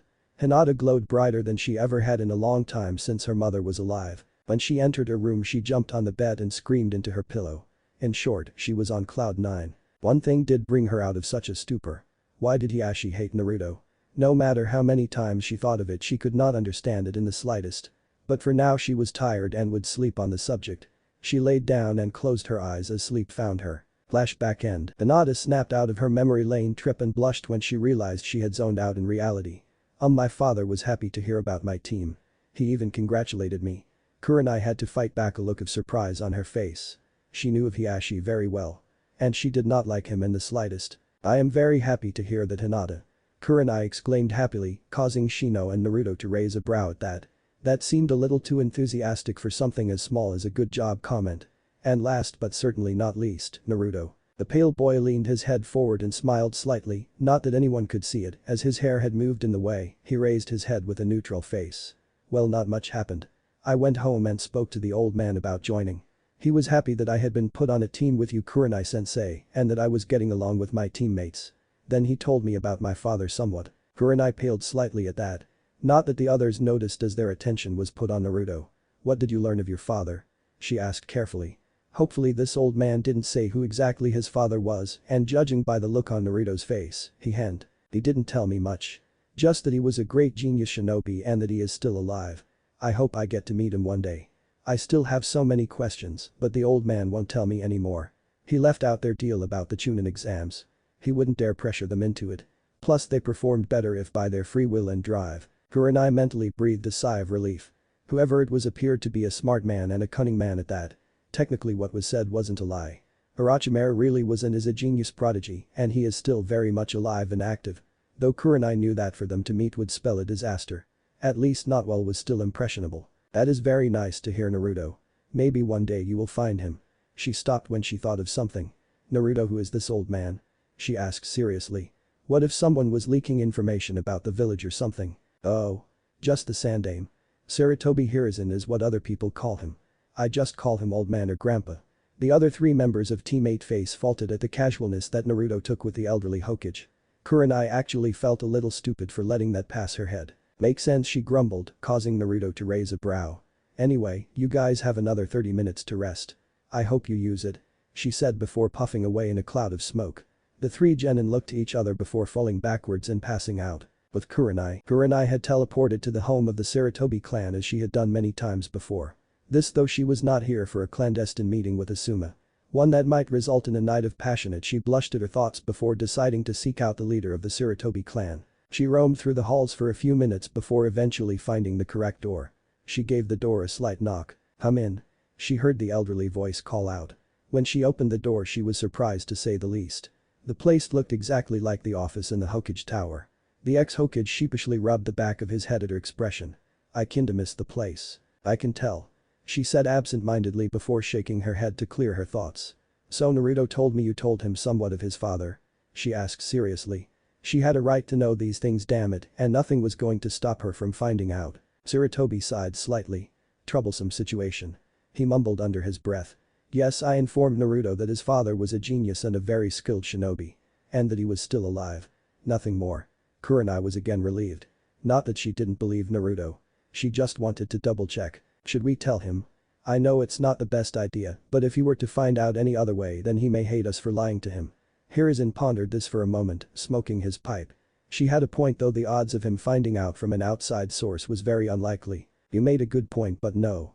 If he were to find out and research who Orochimaru is, he may discover that he is disgusted with that and fall into a deep depression, or worse, he may try to reach out to the man. Kurenai nodded. She believed that honesty would be the best option in this case, but decided to believe in the wisdom of the Sandaime. And if he asks me about him? A very real possibility born from curiosity if nothing else. Tell him that the Chunin exams are coming up if he asks. He should get the meaning and remain silent. The elderly man smiled, making Kurenai wonder what the Hokage had up his sleeve. What are you planning, old man? She said the last part with emphasis. The Hokage blushed slightly at the familiar nickname. He explained that to you, huh? Sheepishly rubbing the back of his head. Kurenai nodded with a giggle. Yes, he did. He seems rather fond of you. The elderly Kage smiled. I suppose he would. I am really the only one who was ever there for him. After every beating, stabbing, mugging. After every training sessions and all the questions that followed after. He reminds me so much of how innocent Orochimaru was before the death of his parents. I really do care for him. Kurenai couldn't help but to smile before she looked at the time. I am sorry, Lord Third, but I really must be getting back to my team. They should be waking up very soon. Hiruzen laughed heartily at that. Working them hard, eh? The ruby-eyed woman smiled, her pearly white teeth brightening up the room. Of course. It is a Jonin's job to make sure their team is prepared for all sorts of events. Sarutobi waved his hand in the air. True enough. And when he opened his eyes she was gone, a pile of dust in her spot. Hiruzen sighed to himself when he pulled out his small crystal ball. Let's see how the second round goes. Training Ground 8. When Kurenai arrived she had pulled out a little can with a red horn on top of it. Kurenai smirked at her devious idea of how to wake them up. She mentally counted down. 1, 2, 3 now. She pushed on the horn, causing a loud high-pitched noise to pierce the still air. She could have fallen over and laughed at the reaction she got from the three. Anada's eyes shot open and she launched her body straight up in the air and latched onto the tree limb directly above her. Much like a cat would when scared. Shino instantly let his bugs out to cover his body entirely so that he was nothing more than a black mass. All just to block out that damnable sound. Naruto had leaped backwards and somehow managed to form an earth wall in front of himself despite still being asleep. Now that you are all awake and chipper, it's time to train again. Kurenai spoke swiftly as more clones appeared and took their charges away. Once again Naruto was left with the real sensei. This was something he desperately did not want. More lap sensei?" he asked nervously. Kurenai gave him a wicked smile in return. "Oh no. The laps were to test your general speed and endurance. Next we need to test muscle strength. So push-ups it is." She pulled out her whistle and blew into it. "Go go go." Naruto groaned and began his series of push-ups. Hiruzen watched the scene with a smile. It seemed that this group was going to get along rather well. 2 months later, teammate had continued with their various training sessions for a little over 2 months. To say that they were grueling and unforgiving would be an understatement. Each of them were worked to the bone and then some. Kurenai insisted that it was all in the form of being prepared. The genin didn't think so. Naruto was being driven to perform more physical tasks. The constant running of laps had done wonders for his ability in the speed and stamina department. Add on that he did constant series of push-ups and the boy was gaining strength quickly. Not to mention the chakra exercises. And Kurenai was deeply pleased by that. Naruto needed to become the frontline fighter of the group. The combination of ninjutsu and taijutsu. Hinata trained mostly in speed and chakra control. She was the eyes of the group, able to see or peer into anything that may be worth looking into. She did the tree climbing exercise regularly and even picked up the training style of Naruto. Namely running up and down the tree to build leg muscle and speed. She worked the most on his chakra control, capacity, and general toughness. He became, more or less, the feelers for the group. Able to sense anything that may come too close and to keep an eye on his comrades or enemies at all times. He used his enhanced control and capacity to better control his insects and to give them more complex instructions. Over the course of the 2 months the team had forgone the use of the afternoon for training. Instead they had picked up doing D-ranked missions to build up their shinobi profile. The genin found these missions to be nothing more than menial chores and tasks. They did everything from painting houses and fences to cleaning up the local dog crap. The Inuzuka dogs were the worst. At least according to Naruto. On numerous occasions they had chased down a cat named Tora. This cat easily became their most hated chore. Damn thing had more than 9 lives. Eventually the group became beyond fed up with the chores and wanted a chance to prove themselves. A chance to show that they were ready to become full-fledged ninja. Not some labor force for the common good. In fact, that is where they were at the current moment. In front of Namikaze Minato, the Yondaime, for another mission. "Lord Hokage." Kurenai bowed. "Teammate reporting for another mission." Minato looked up from his desk with a smile. He loved to see the will of fire in a team. Especially one as young as they are. "Very well. What will it be today?" The genin cringed at that. Silently they were hoping to get a higher ranked mission. Any D ranks left. And just like that. All their hope went straight down the drain. "Yes. In fact I think Tora needs to be captured again. If you want." Minato was cut off by a young but firm voice from behind Kurenai. "I am sorry to interrupt Lord Hokage, but I believe that the team could handle a higher ranked mission." Naruto stated politely. Minato immediately frowned and glared at the boy when he finished speaking. "Oh? I was unaware that you were the sensei to the team." He responded coldly, causing Naruto to flinch. Kurenai mentally frowned. She had heard the rumor that these two did not get along. Well, more like Naruto did his best to be polite while Minato just outright hated him. Why though she could not understand. "Of course I am not Lord Hokage. I am simply saying that from my standpoint. The team could handle something more. I meant no offense to you or Kurenai-sensei." Naruto said through barely contained rage. The fourth had always bared some kind of grudge against him. In fact, Naruto could remember all the times Minato had the Anbu appear and taken him to jail under the charge of disorderly conduct. That's what the public was told. When in private Minato would openly tell Naruto that the only crime he had committed was being alive. It was only by the grace of the Sandaime that Naruto survived and got any peace in his life. HMPH. Anyway, in order for that to be true I need the word of the sensei. Not some genin. He said the last word as if it could physically harm Naruto. Like he was saying the word monster or freak. Kurenai thought it over some before arriving at an answer. "If Shino and Hinata both agree then yes, I believe we are ready." Naruto, Minato and Kurenai turned to look at the aforementioned parties. "I believe we are ready," Hinata declared proudly. Albeit in a softer and quieter voice than normal. "This is the most logically choice and thus I approve of it. We are needed to defend the village at some point and gaining experience now would greatly assist in that task." Shino added, pushing up his glasses. Naruto happened to notice that he seemed to be doing that a lot. "Very well.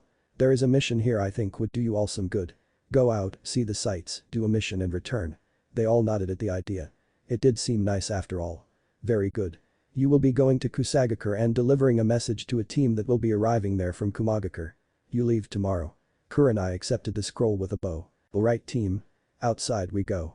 The team wordlessly followed their sensei. Naruto couldn't help but cringe under the harsh glare that he was receiving from the Hokage. It kinda made him wonder who his son Mino would be teamed up with. You heard the Hokage. Rest up and meet at the front gate at 0600. And just like that. The damnable woman was gone in a swirl of leaves. Naruto let out a grunt of frustration. He hated when she did that. I'll see you guys tomorrow. Naruto said with a genuine smile and took off to go to his house. Over the 2 months he had become rather close with the others and even began trusting them with his life. For Naruto this was the highest level of respect as only the old man had earned this kind of attention. While Naruto was leaping on the rooftops to his house his stomach rumbled. It wasn't a strong one, but it was enough to let him know he needed something. So Naruto decided to stop at a dango stand to grab some of the snacks to take home and eat. Hey, he had earned a treat. When he got there though he did not know exactly how to react to the scene. Inside the stand there sat a woman with a tan trench coat, a brown skirt and a mesh body armor. Her purple hair was pulled back in a wilder ponytail. She gave Naruto an eerie feeling in his chest from possible fear. But this is not what frightened him. No, what scared him was the rate at which this woman was downing dango. Stick after stick of the stuff vanished into that black pit of a mouth and she never even seemed to slow down any. It took 15 brutal minutes of this before the woman was full. It was then that Naruto decided that he did not feel hungry anymore. What are you looking at, brat? The woman called out. Naruto looked around and realized he was the only one in the stand. Sadly, she was talking to him. Nothing, just how do you eat so much of that stuff? He admitted that curiosity had gotten the better of him. The woman just snorted indigently. Because dango is the best stuff in the world. Naruto's sweat dropped at that. I mean it is good but not the best. A kunai flew past his face with dangerous speeds. Naruto narrowly managed to bend out of the way of the kunai, watching it with his eyes as it went. When his vision returned to the purple-haired lady he cringed. The look on her face was pure murder. What did you say? She asked deathly quiet.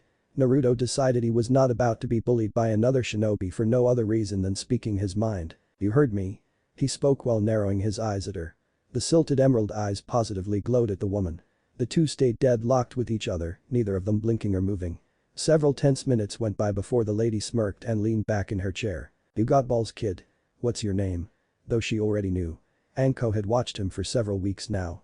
Trying to find any reason to not trust him or any reason to prove he was just like his father. Naruto. It's a pleasure to meet you, miss. Naruto inquired about the crazy lady. Me? She feigned an insulted expression. I am the sexy and single Mitarashi Anko. Somehow banners behind her exploded in a show of smoke and confetti.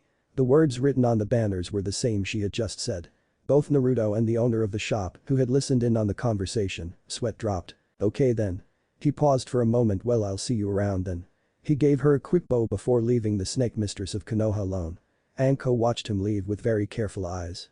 This had been more or less her final test for the kid. Either you are a damn good actor or you really are nothing like that bastard, Anko thought to herself with a smile. Kurenai was actually kinda right.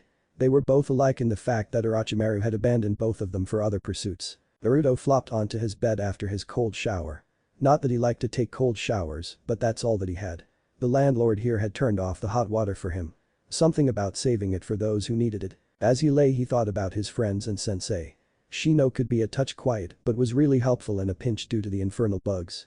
Shino and Naruto had sparred before and most of the time Naruto won, but there was one time that Shino won by sucking all the chakra from his body and forcing him into submission.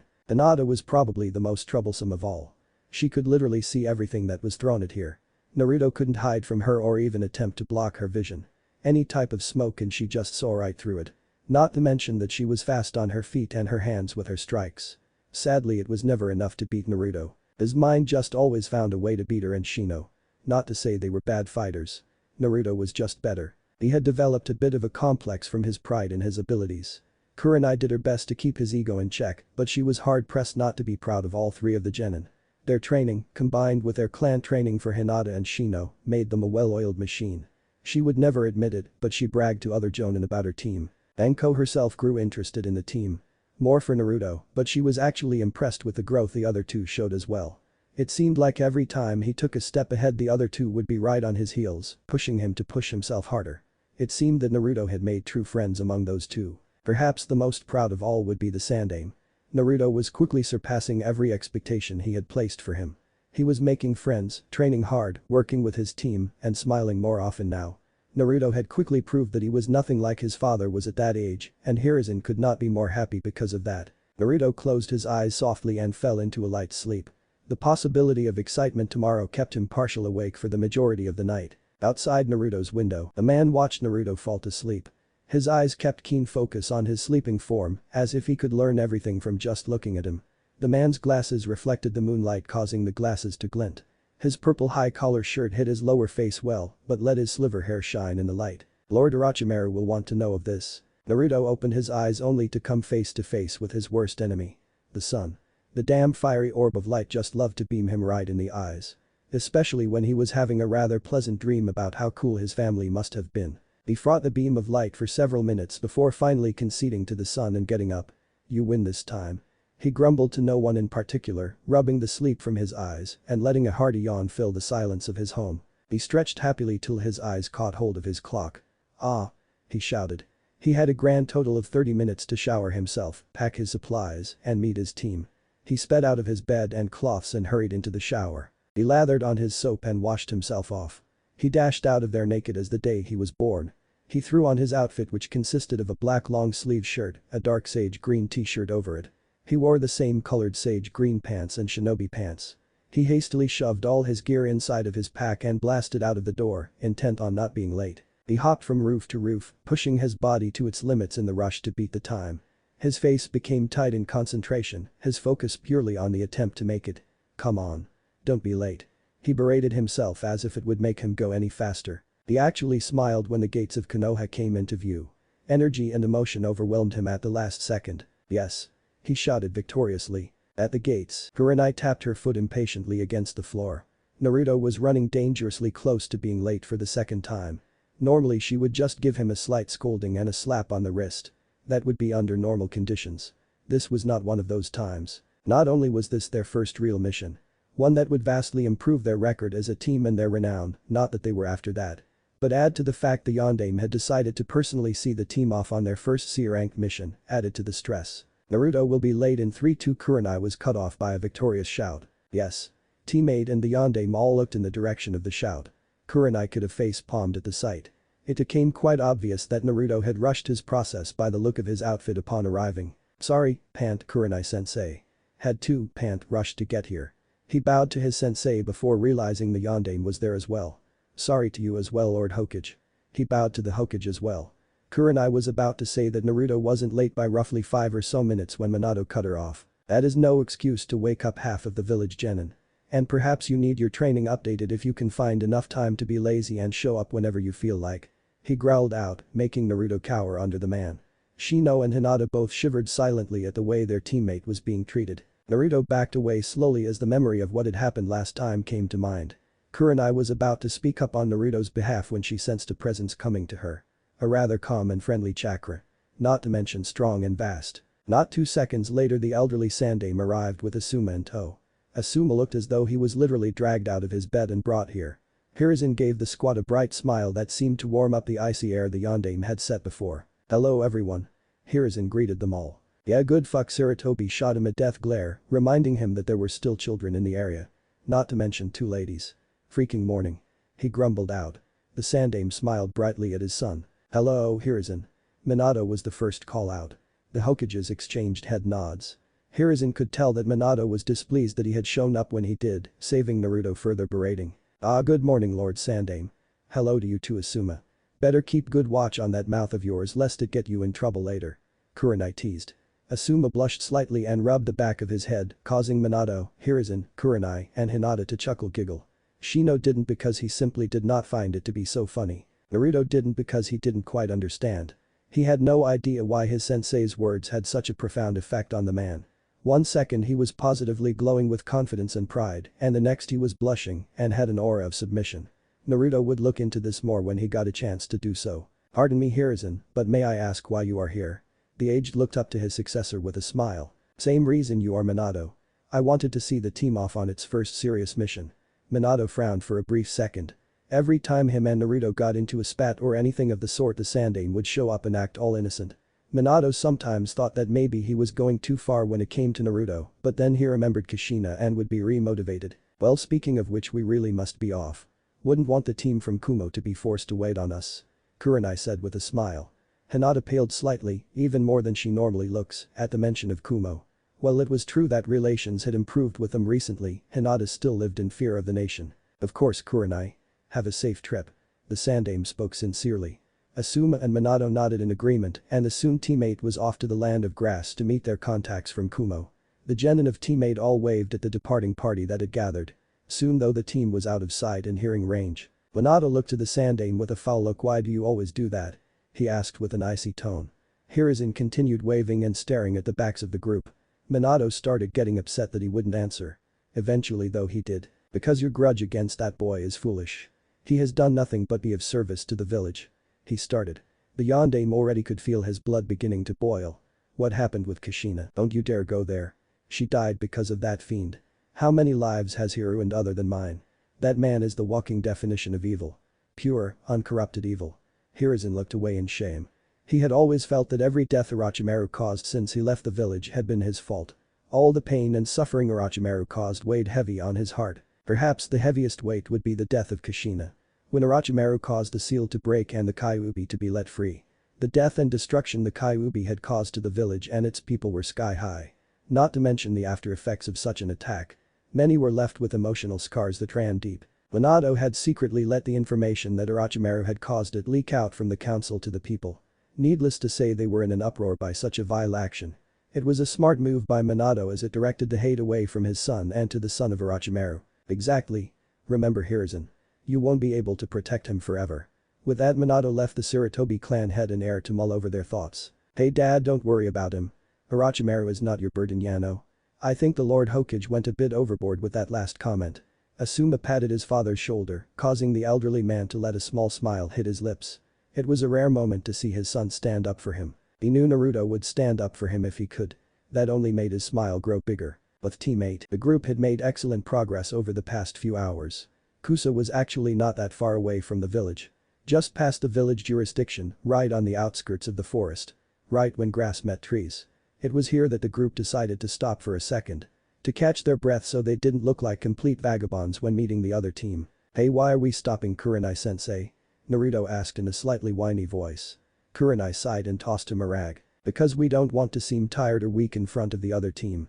What if they decide to attack us? She inquired to Naruto and, by extension, the group.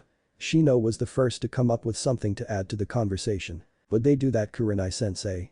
What would they have to gain from such an action?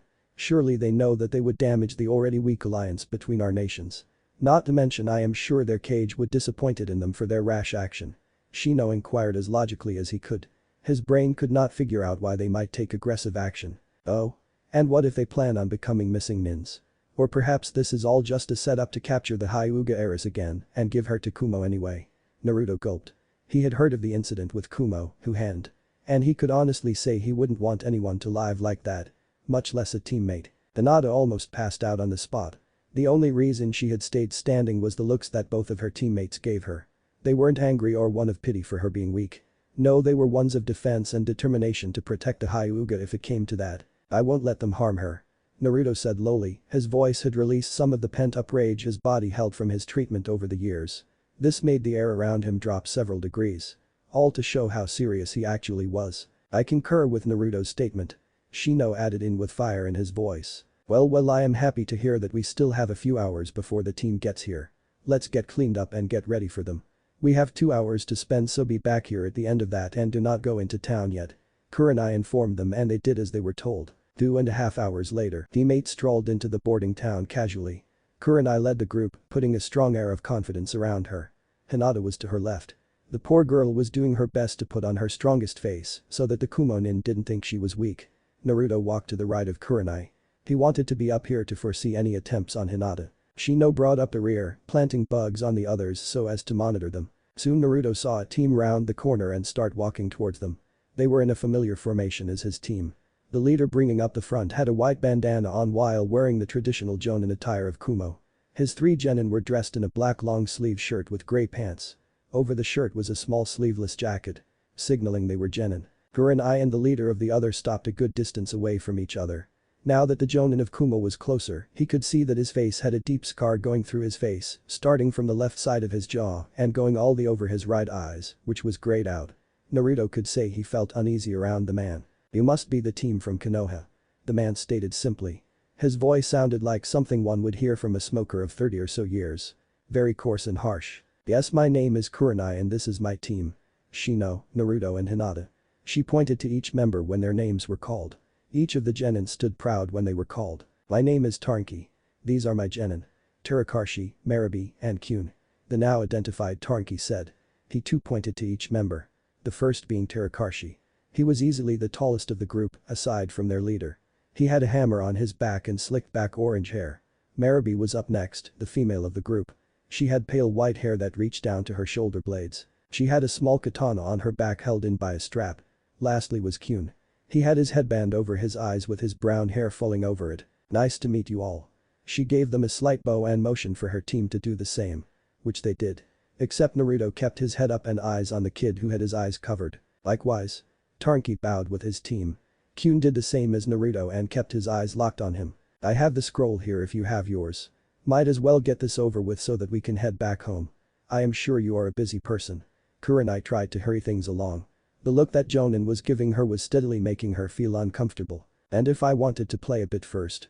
He smiled devilishly, his team behind him getting into a defensive stance. Kurenai narrowed her eyes at the man and readied her chakra. The others picked up in this and assumed a fighting stance. I don't know about your team, but I know my team is not up for playing. Kurenai grounded out. Taranki ran his hand through a scar on his face. A Hyuga gave me this and I want to pay a Hyuga back for it. Judging by the eyes on that one over there, she is a Hyuga. Hinata tensed heavily at this, her legs were beginning to buckle from the killing intent Taranki was releasing. Naruto couldn't stand that kind of talk towards a teammate. He had become very protective of his friends. You won't lay one hair on Hinata's head. At that declaration the entire group went into hostile mode. Terakarshi moved his meaty arm up to grip the handle of his hammer. Maribi put her hand on the katana and pulled it slightly out of the sheath. Kyun assumed a very Jayukin-like stance, confusing the others. Hinata assumed the same stance as Kyun, her pearl-white eyes blazing with activation. Naruto drew a kunai and poised his vision on Terakarshi. Shino let the air around him become filled with his chakra-draining insects. Kurenai made no outward movement but readied her chakra for a group genjutsu. Taranki shared a hearty laugh. And who is gonna stop me? You? He jabbed at the pale boy. When Naruto looked back on this moment he still couldn't explain what caused him to do this, but he did. Naruto let his anger flow freely through his body. His eyes positively blazed at the man. Alas, that wasn't the worst. When Taranki looked at Naruto's eyes, his shadow moved behind him. Out of the shadow came the one and only Snake Sannin, Orochimaru. The killing intent being blasted from Naruto landed solely on the scarred Jonin. The shadow disguised as Orochimaru licked his lips maliciously. Taranki soon found himself gulping harshly to ease the stress. Why yeah whatever. He is the scroll. He tossed it to Kurenai who, in return, tossed her own scroll to the man. What had Naruto done to cause such a turnaround in the man? As fast as they had arrived the Kumo team took their leave and left with haste. Safe travels. He spoke before he got too far away. Naruto, what did you say to the man? Kurenai's soft voice caused Naruto to snap from his anger-filled stupor and to look at his superior. He lowered his head slightly when he realized he had lost control of himself. His cheeks tinted red with shame. I'm sorry Kurenai-sensei. I didn't mean to lose my temper. I just didn't like the way he was talking to Hinata.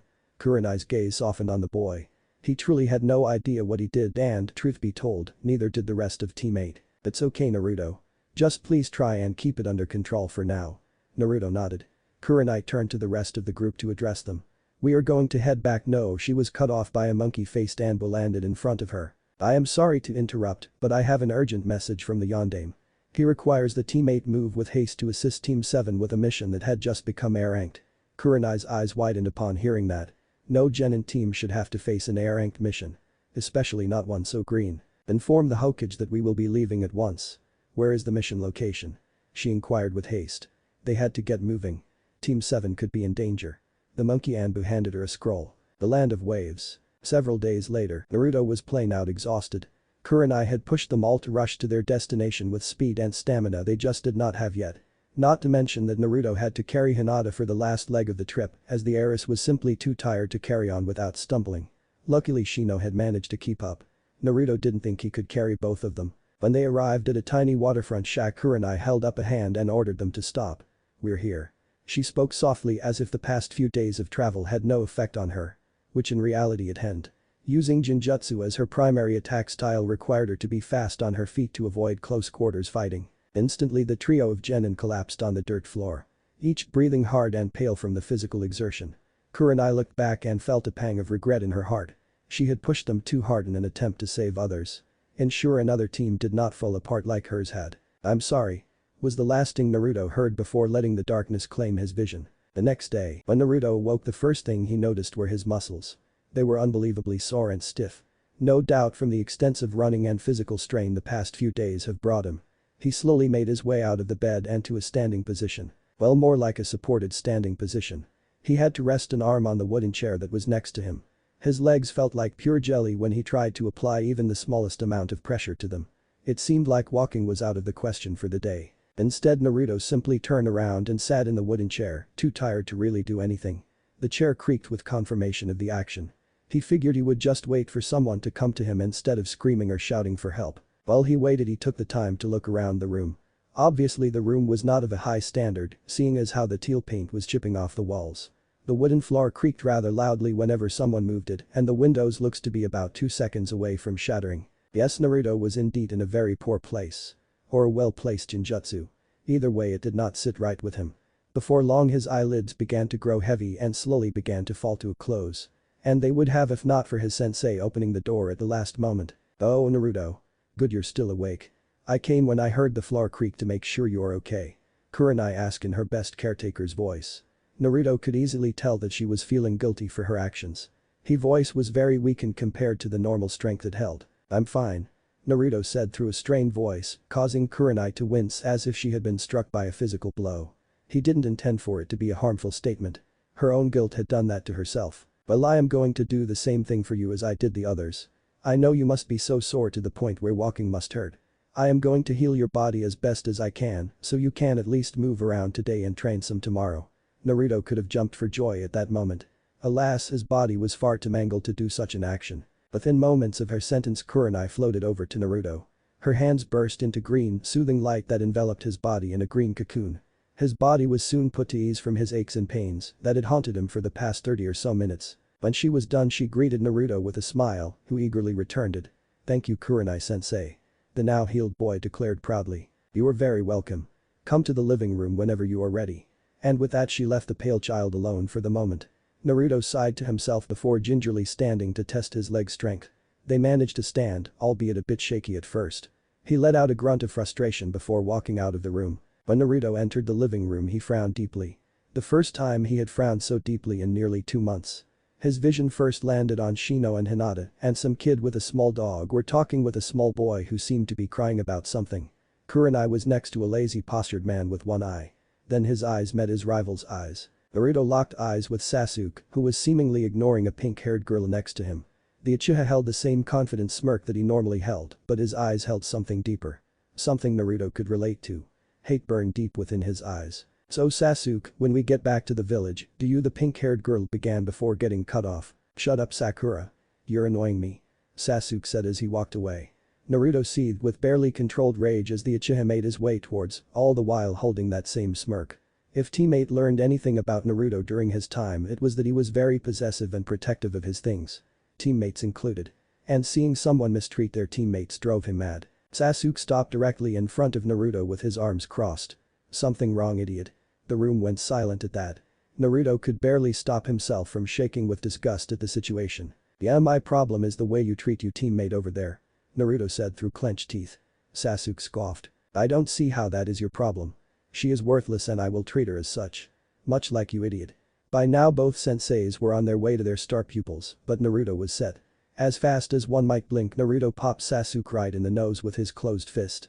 Sakura screamed at her hurt idol and Hinata gasped at her teammates' actions. Kiba yelled at Naruto and Shino analyzed the situation.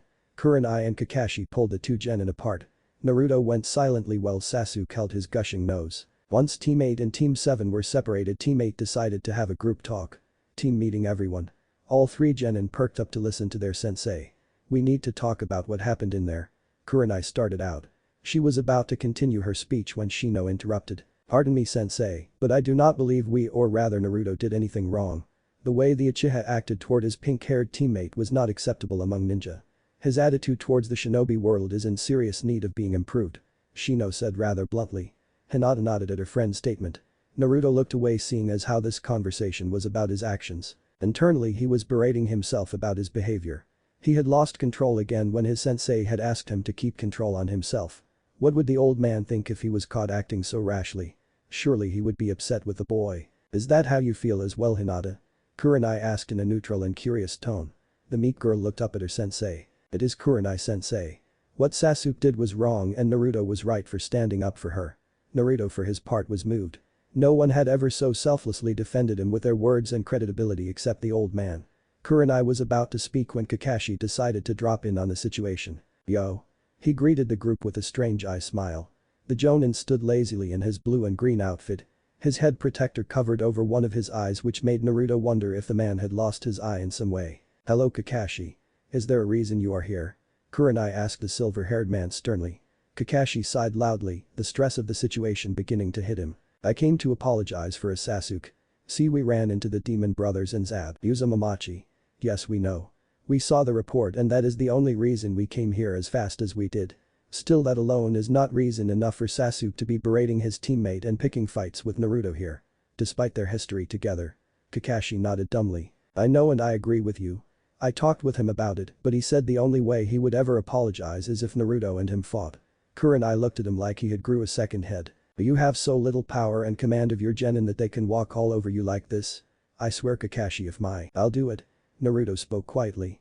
Kurenai stopped speaking to turn her vision to him. Are you sure, Naruto? You have to be exhausted and there is no need to stoke the Uchiha's ego. Kurenai pleaded with her student. I won't lose. With that, Naruto started walking back towards the house, to which there was a large clearing before the forest turned to beach. Sasuke was attempting to run up the tree.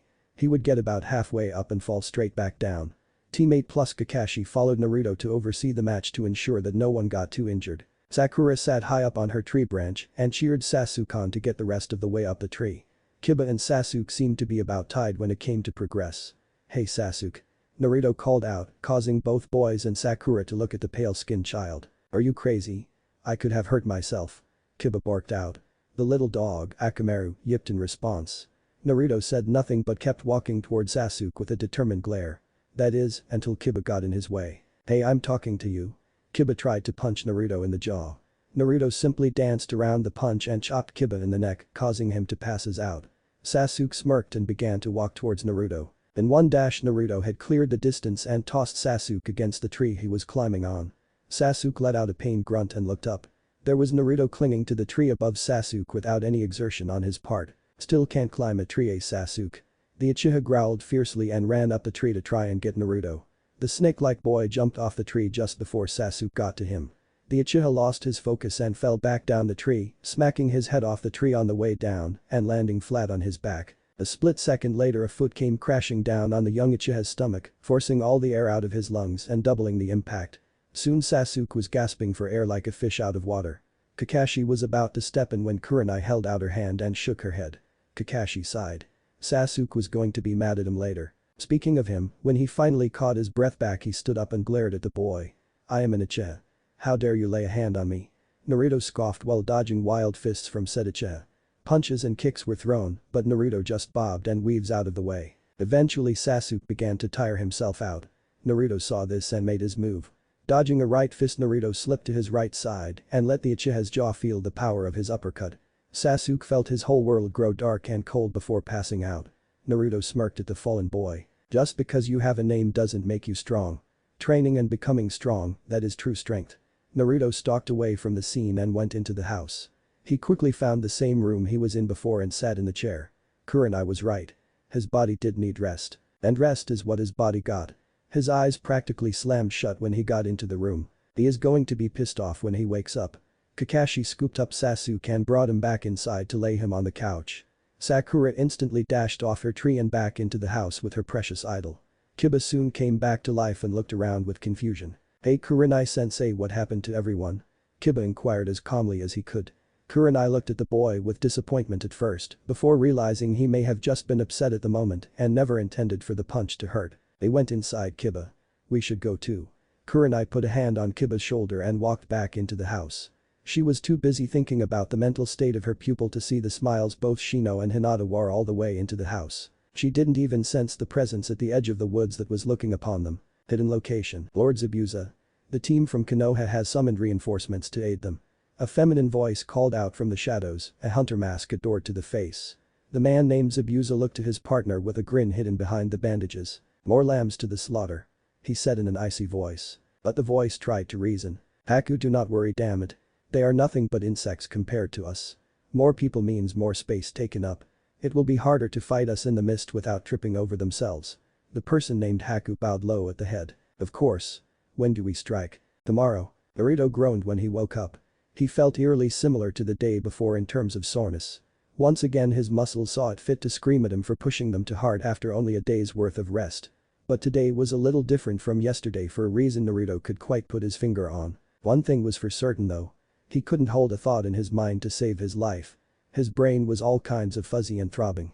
He found that moving any of his limbs would result in a stronger headache and more muscle pains. Then it hit Naruto. Like the Konoha wall falling down on him. The Yondaime had gone over things like this with him. The effects of certain types and the after effects for when it starts wearing off.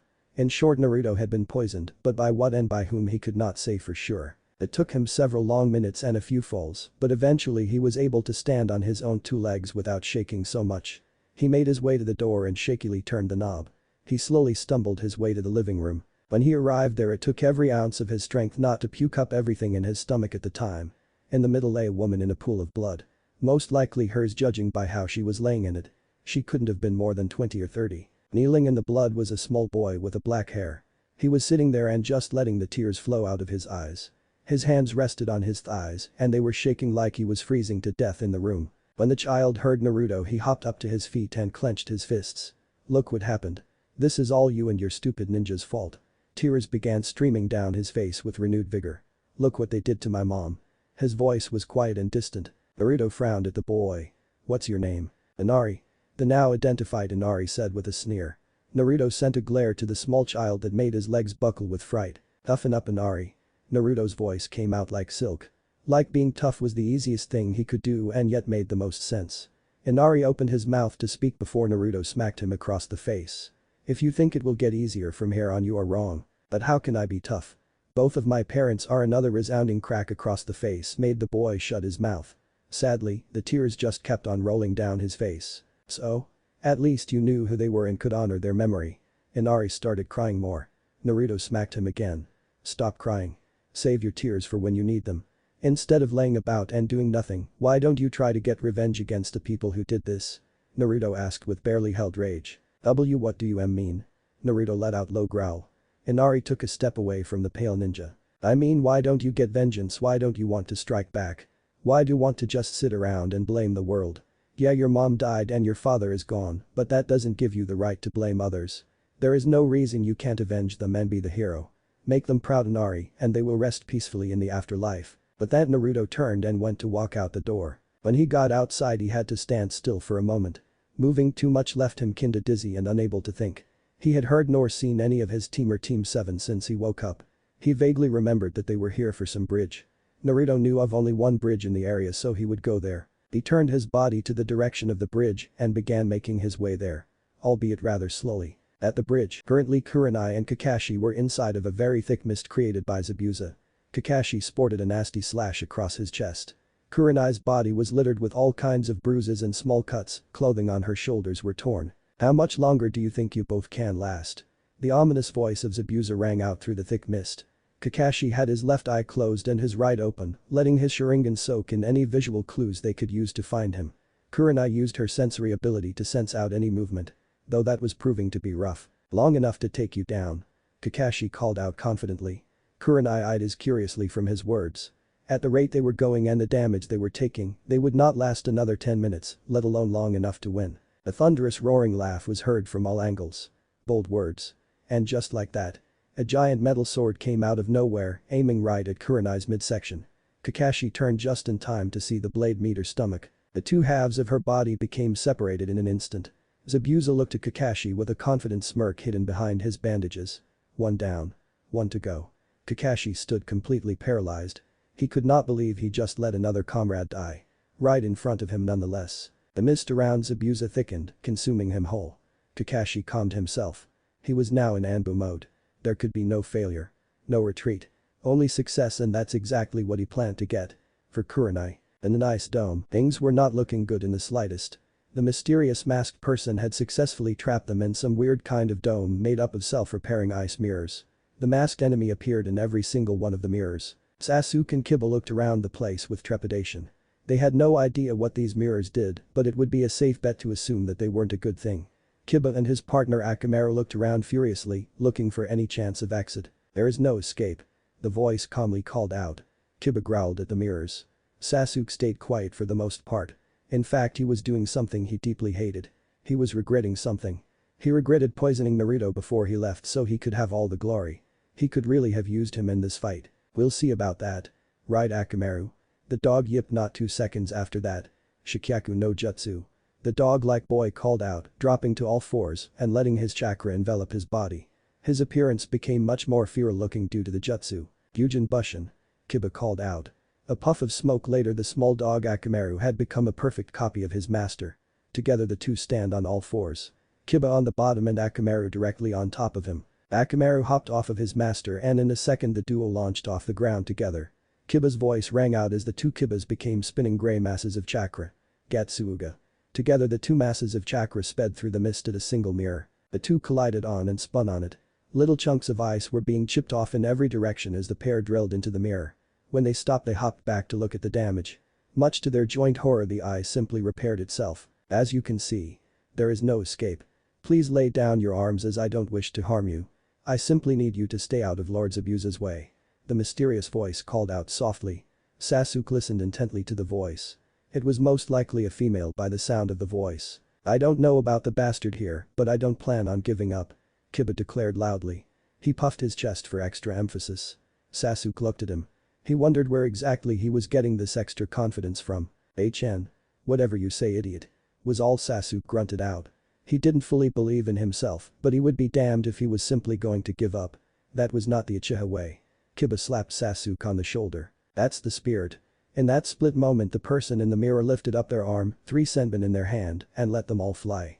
Seemingly from nowhere, senbon exploded from the mirrors and came down in a hailstorm of metal. In a matter of seconds, Sasuke, Kiba and Akamaru became little more than pincushions. Both Sasuke and Kiba struggled to rise to their feet.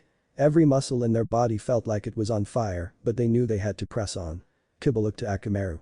The dog only had 1 needle in him and it was in his neck, thus putting him to sleep. Once more the hail of senbon came flying out of the mirrors.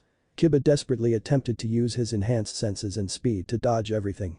He only succeeded in dodging the first few bunches of senbon before getting drilled again. Sasuke too attempted to dodge around them. However, he brought a kunai out and blocked as many as his normal eyes could block. He too got dropped eventually. The senbon were simply too fast for Sasuke to block all of them. From the outside it would look as though Kiba and Sasuke were dancing around inside the dome. Then suddenly their dance would end and they would fall to their knees. They would pant heavily and struggle to stand again. Then the dance would start all over again. This went on 3 more times before it stopped. The masked fighter watched curiously as the dog-like ninja shakily stood. Why do you keep standing? It is pointless to keep fighting. And much to the surprise of the seemingly female nin, the dog ninja smiled. Because in my clan it is against the code for us to just roll over and die. But it goes deeper than that. If you are going to kill me, then I am going to make you work for it. Gatsuga.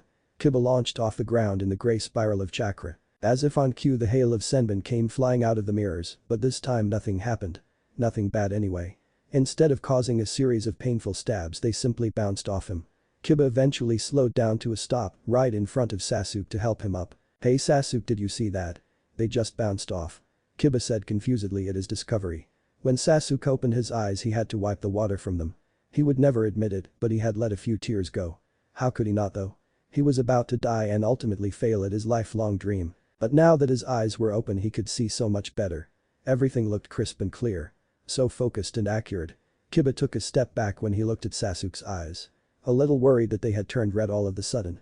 Well, till he actually remembered what that meant. Hey Sasuke, your Sharingan is active. The proud Uchiha could not contain the smirk that came with that knowledge. Now let's win. The pale Uchiha declared with pride. But Tazuna, Shino, Hinata, and Sakura. Tazuna cowered slightly behind Shino. The battles going on ahead of them were the stuff that Tazuna could never prepare for. He could almost feel the energy that was being excreted off these two fights. Hinata and Sakura both felt the same as Tazuna. Shino did as well but did not show any outward signs of it. This is the real deal, huh? Tazuna asked in fear. The old man could barely stand the pressure of being in the situation. let alone one as intense as this. Yes, it is Tazuna. This is the way that shinobi fight each other. Shino informed his charge. But I would not worry if I were in your position. Technically speaking, we have the advantage of numbers. Including 2 Jonin rank ninja. What Shino said is true. Both Kakashi-sensei and Kurenai-sensei are Jonin and are very hard to defeat in battle by a single Jonin alone. Hinata added. More for the attempt to make herself feel better than anything. Plus they have Sasuke. He can't be beat, I promise.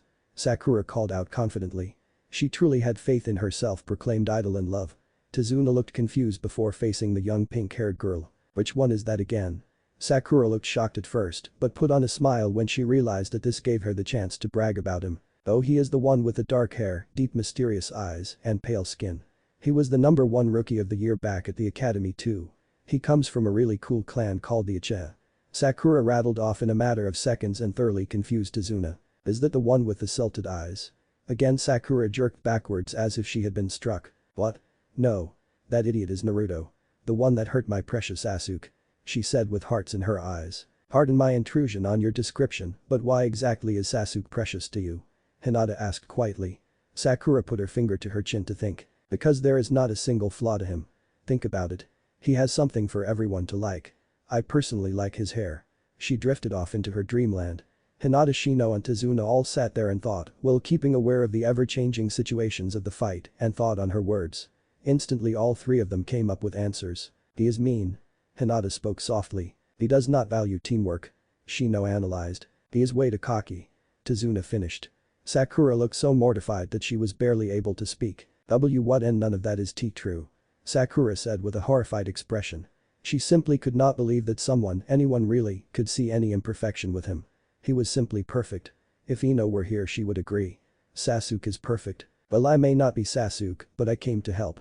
Said a somewhat tired voice from behind the group. Naruto. Hinata cried out happily. When Kurenai told the team that Naruto's life signs were weak from a sickness, Hinata thought she wasn't happy. Naruto had easily become the strongest member of the group and the much needed strength. It is good to see that your health has returned to you, Naruto. The situation here is a precarious one at best. Kurenai-sensei and Kakashi-sensei are currently fighting against Zabuza towards the center of the mist. Sasuke and Kiba are fighting a masked fighter inside of that ice dome you see over there. Shino informed his teammate. Naruto did not like the words at all. He didn't know of Zabuza, but for him to be able to take on 2 Jonin would make him one deadly person. Nor did Naruto know of this ice-using person, but if they could hold Sasuke and Kiba in there with little effort they must be tough. I see. Thank you, Shino. Now I have to go save a stuck-up prick and a dog boy. Shino and Hinata stopped him from going. Let us help you. Shino stated. In truth, he feared for his teammate. Going in there alone was pure suicide. Shino, we both know that is a bad idea. You aren't much of a physical fighter and I doubt your bugs could eat through ice. Shino thought about it and nodded. It was true. He was best off from here where he could monitor things with his insects. And Hinata, we need someone here to defend in close quarters for when someone comes out of the mist. I doubt Sakura here will be of any help. But before Sakura could even respond, Naruto was gone into the mist. Good luck was the singular thought on their minds, except Sakura, when Naruto left. Ice Dome, Kiba and Sasuke lay exhausted on the ground. Senbon were scattered about the place. Most were on the ground, but a few were inside of the boys. At least it is what Naruto saw upon getting closer to the giant ice dome. What he didn't see, however, was the person in the actual mirrors. Suffice to say, when he entered the dome to rescue Sasuke and Kiba, he was actually quite surprised. Why are you here? The calm voice of the mirrors asked. Naruto turned towards the mirrors once he realized that both Sasuke and Kiba were knocked out but not dead. An interesting course of action considering this person could have killed them. I was here to help them, but they are simply dead weight right now. Naruto remarked rather calmly despite the fact that the people in the mirrors were multiplying. Soon every mirror had a person in it. Shinobi are but tools to be used, and when they are no longer working they are no longer useful. Naruto nodded in agreement. That's the textbook answer, sure, but emotions do come into play. A well-motivated person is normally better than someone who isn't. The person in the mirror calmly nodded. That is true. Emotions do not matter as long as the mission or will is done. Naruto crossed his arms over his chest. Is that why you left them alive? He gestured over to the 2 prone bodies. The masked person flinched at that. They are no longer in Zabuza's way. Therefore I no longer need to kill them. Naruto actually smiled at that. You really don't have that shinobi sense, do you? You realize that by letting them live you give them the chance to grow stronger and possibly come back to kill you or Zabuza later. They may even kill your precious Zabuza. That to me would be reason enough to end their lives. You want me to kill them? The voice could not believe it. This kid wanted his comrades to die. Naruto waved his hand. I won't let that happen now that I am here, but I would have finished them. When it comes to defending what is precious to me, I will not hesitate to do what must be done. The mirror person nodded. What Naruto was saying actually made a great deal of sense. I see. You are right. What is your name so I may remember it? Naruto gave a mock bow and a smile. Naruto, and yours? The voice nodded. Yuki Haku. Naruto nodded and dropped into a fighting stance. Haku raised a senbon-filled hand and prepared to throw them. I am sorry. Azumai Doten. Doryoden. Naruto sucked in a breath and spat out a large pool of mud. He had already come up with a battle, hence why he entered the ice dome so calmly. He knew that ice releases water and air. He knew that water was weak to earth. Thus he would need an earth move to bust the ice. Luckily the Sandaime had taught him one such technique. Haku hesitated for a brief moment when Naruto called out the jutsu. But before Haku could react it was already far too late. A muddy dragon arose from the pit of mud that Naruto had spat out previous. The dragon let out a ferocious roar before flying out and smashing through the ice mirrors as if they were tiny pieces of string. Sadly for Naruto, his control on the jutsu, a side effect of the drug he was injected with, coupled with his weak mastery of the jutsu, made the dragon fall apart moment after smashing the dome. Naruto watched as Haku was sent spiraling out of the mirror. Haku landed with a small thud just a few feet away from Naruto. He walked over to Haku and knelt down. Naruto's hand went and pulled the mask off the face to reveal a girl looking back at him. So you are a girl. It was hard to tell seeing as how you wear those puffy clothes. Naruto smiled at the girl. Haku opened her eyes upon hearing Naruto's voice. In truth, Haku was seriously surprised that Naruto did not finish her off after the speech about doing the same to others. Why do you let me live? Much to her surprise, Naruto smiled again. Albeit the smile was a bit strained. That earth dragon jutsu was his ace in the hole, given to him by the Sandaime. He is lucky. If he had used any of his chakra to get here he would not have been able to do it. Because you let Sasuke and Kiba live when you could have killed them. It was around that time that they heard the crackle of lightning. Of Kakashi minutes before Naruto's arrival. The battle between Kakashi and Zabuza was a wild one. Neither of them were able to land any successful hits. Well, neither of them have been able to land anything more than scrapes and bruises. Kakashi though was actually on the losing side of the fight. But then again he had numerous disadvantages. One being that his Sharingan eye was open and thus he had a constant chakra drain. Another was that the blood he was losing from his cut was steadily making him weaker and weaker. And lastly, the death of Kurenai. That death had weighed heavily on his mind for many reasons. The main one would have to be that it happened right in front of him, but he was unable to stop it. Not to mention that Kurenai had just made Jonin. And then there was Asuma, who would no doubt be upset with him. Getting tired, Kakashi. The somewhat ragged voice of Zabuza called out. Kakashi had been his greatest threat as of yet since the Mizukage. This had been one hell of a test for skills, and if he won he was sure he could face the Mizukage again. But Kakashi was stubborn and refused to die. Not even. I told you I was going to watch you die. Especially now that you killed a fellow Leaf Nin and Jonin. Kakashi's labored but steely voice answered back. Zabuza let out a tired and dry laugh. See if you can keep that resolve with your head split. Zabuza burst from the mist and brought his sword directly down, intending to cleave him in half. Kakashi's Sharingan caught this and slowed the events that happened next down. The sliver-haired Jonin jumped backwards at the precise moment needed to dodge the sword. Zabuza grunted and attempted to bring his sword around for a horizontal strike when the sword slipped from his hands and went sailing towards the genin and Tazuna. A scream was heard. When the mist cleared, Kakashi's eyes widened, so did Zabuza's. Behind the demon of the mist was none other than Kurenai. During the second swing she had lodged two kunai into both of Zabuza's shoulder blade, right into the joint, and effectively shut off his control of his arms. But I thought you were dead. Zabuza asked, exasperated. Kurenai gave him a sickeningly sweet smile. What you both saw was a well-timed genjutsu. I was simply waiting for the right time to strike, but it seems I may have caused another problem. She finished with a sad expression. Kakashi too looked to be upset. But we still have to finish you off. Hopefully the other two are still okay. Kurenai put two more kunai into both of his kneecaps and forced him to the ground. She nodded to Kakashi before darting over to the genin group. Kakashi performed a few hand signs before lightning began to crackle from his fingertips. This is it, Zabuza. May you find peace in the afterlife. And with that he took off at blinding speeds to ram the lightning-filled hand into his chest. Lord Zabuza. Haku called out. She would not let the silver-haired Kakashi to end her master's life like that. She tried to get up and to dash over there. She didn't know what she would do, but she had to block that attack somehow. However, Naruto had other plans. When Haku attempted to run, Naruto made a brief dash and tackled her to the ground. Haku kicked and struggled under Naruto. Both of them struggled to keep the other from accomplishing their goal. Eventually the crackling of the lightning got louder before it was silenced. Naruto and Haku looked up to see Kakashi's hand deep inside the chest of Zabuza. His eyes were glazed over and his body became limp. Haku opened her mouth to scream, but Naruto's hand clamped over it. SHH Haku. If Kakashi sees you now he would most likely kill you. I get that you are upset. You lost your master or father or whatever he was to you. But you need to be quiet. Naruto slowly lifted his hand off her mouth. He was my everything. He found me when I was young. He saved me from myself and protected me. Now I am nothing but a broken tool. Haku said with nothing but heart-wrenching sadness. Haku, what makes a tool useful in your opinion? Naruto asked quietly. He didn't really see people as tools anymore. He rather saw people, other than his precious people, as more of jutsu.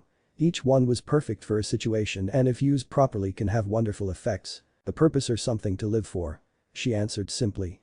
Naruto nodded and got off of the girl. He stood above her and offered his hand to her. The mist cleared right as Naruto stood up. Haku looked into his emerald-silted eyes with interest. Then I will give you another purpose. Be my friend and my comrade. Help me achieve my goals and I will help you achieve yours. Haku thought about his offer. If she accepted then she would likely have to go back to Konoha with him. But what else could she do? She was nowhere strong enough to face the Mizukage to fulfill Zabuza's dream. Strange thing was she was never told who the Mizukage was. But on the other hand accepting Naruto's offer gave her a chance to be with someone who understood her if only slightly. Plus he offered to help her achieve her goals which only consisted of killing the Mizukage and finding a new master. Haku took his hand. I accept Master Naruto. She said politely.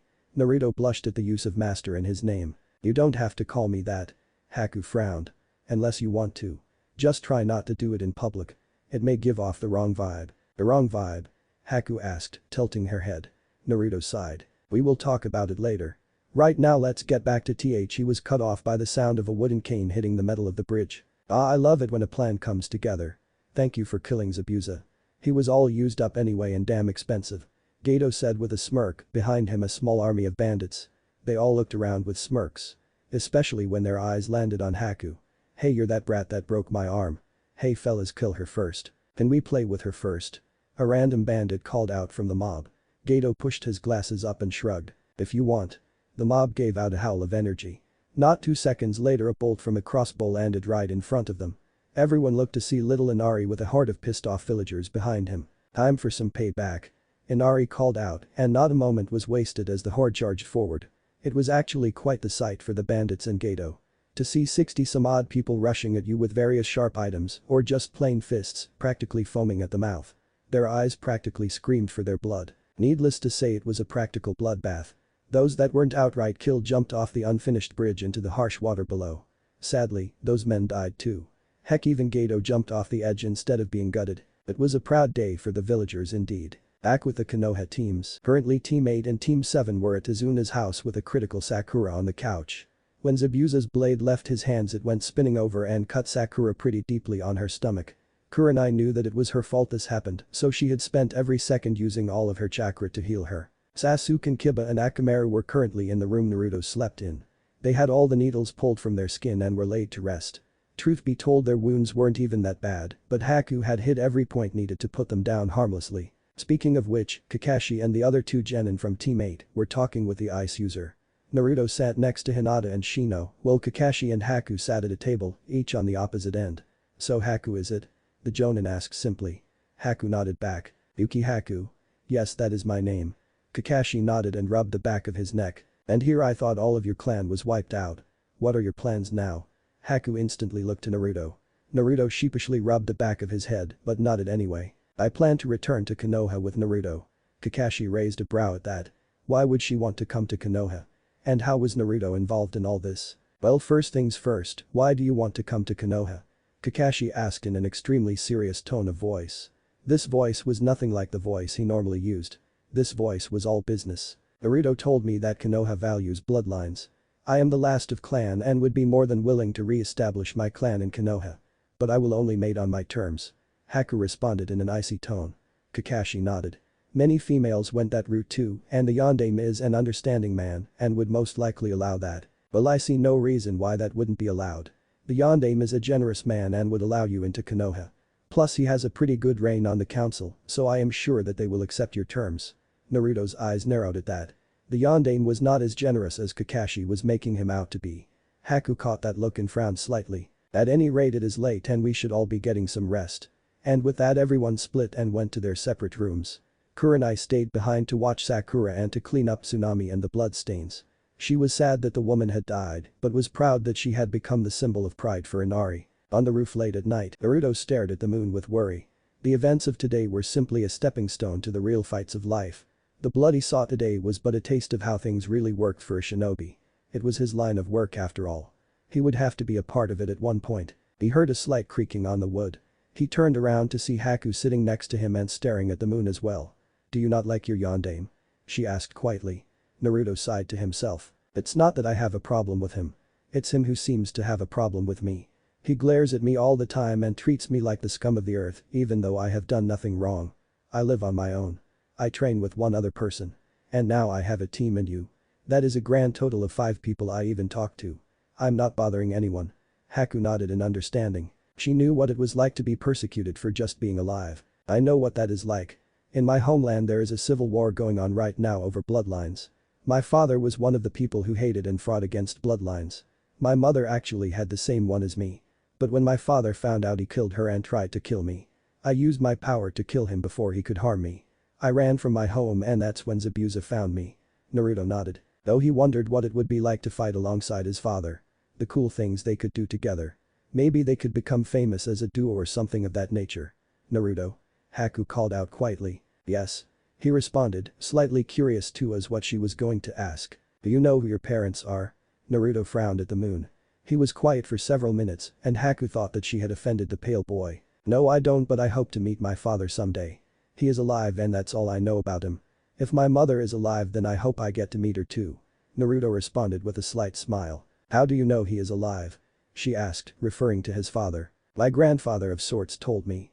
He said he is a famous ninja and is still alive somewhere. One day, when I'm strong enough, I plan to go out and look for him." Haku actually smiled at that. "What are you going to do when you find him?" Naruto grinned and ran a hand through his hair. "I haven't really thought about it. I think I'd punch him in the stomach for not being there when I needed him, then hug him." Haku nodded. "When that day comes I hope you will let me come with you. I owe you that much as per our deal." Naruto smiled. He really hadn't expected Haku to be so civil or calm about the situation. But he was glad she was willing to be his friend and comrade. "Thank you Haku. We should probably get back before they start to worry." Haku and Naruto rose to their feet. Haku hopped off the roof and onto the ground. Naruto stopped at the edge and looked back to the moon. "I will find you one day. I promise." And with that he hopped off the roof to the ground below. The next days came fast for the Konoha teams and the village itself. With the threat of Geto gone from their lands the entire village became involved with the bridge. Everyone became unified and agreed to do what they could to help out. Within a few weeks the bridge was finished. As for Team 7 and Team 8, they spent their time performing guard duties and training while outside the village. For the most part Team 8 did their best to avoid Team 7. The tension between Naruto and Sasuke was almost so thick it could be seen like a fog. Sasuke for his part was a mix of emotions. On one hand he was beyond happy. He had unlocked his bloodline ability and had a true test of it moments after the fact.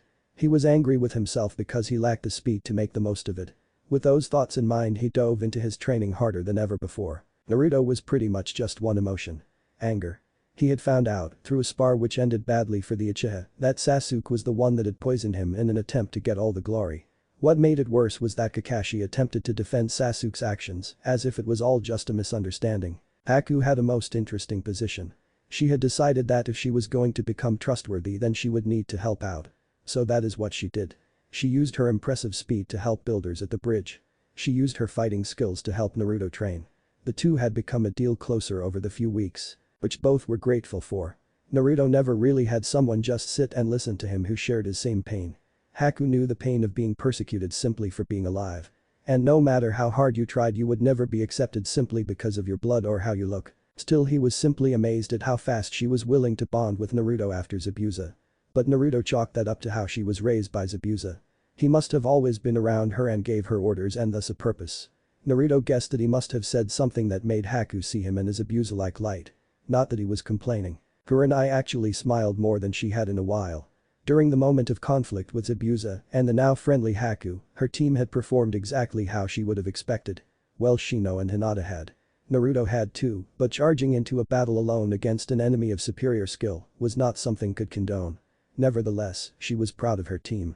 Kakashi on the other was more worried about his team. While he was proud and happy of the progress and teamwork of his team, he couldn't help but be concerned. They had improved, but if Naruto hadn't shown up when he did, then Haku may have finished off Sasuke and Kiba. He decided that, when Sakura was ready to go, he would step up their training. As for Sakura, she was lucky. The blade had lost most of its momentum by the time it had reached her. The blade left a nasty cut regardless, but it wasn't nearly as life-threatening as Kurenai had originally thought. That plus Kurenai's chakra control and skill with healing moderate wounds allowed her to survive another day. She just needed to rest for a few weeks and she would be ready to go. Sadly for the teams and the villagers, the weeks went by all too quickly. In what seemed like the blink of an eye, the bridge was done. Both teams went to that bridge that day for the grand opening. To the teams it was a simple mission finished. To the villagers it was their symbol of hope. To them it became the beacon of their success and their pride as a people. More specifically to a little boy named Inari, it became his reassurance. Reassurance for his long-gone father and recently dead mother. The next day after the celebration, the teams from Konoha had to leave. Tazuna and Inari met them at the gates to say their goodbye. "Are you sure you guys can't stay any longer?" Tazuna asked. He knew it was hopeless as they had a village of their own to protect. Kakashi sighed and rubbed the back of his head. "Sorry Tazuna, but we have to report back." Tazuna nodded dismissively. He knew that already. Then at least come and visit often, eh? This place needs to be reminded of its heroes. Kakashi nodded before him and his team waved bye to Tazuna. Teammate followed moments after with Haku in tow. "I don't suppose you guys will be staying either?" Kurenai giggled into her hand before flipping her hair over her shoulder. "No can do Tazuna. Have to go. Reportin' yeah. That Kakashi fellow said the same thing." Hinata giggled quietly to herself. Naruto put his face into his palm and sighed. "Still, I hope you all will visit sometime." Naruto smiled and spoke. "I'm sure we will. I have a friend here to check up on."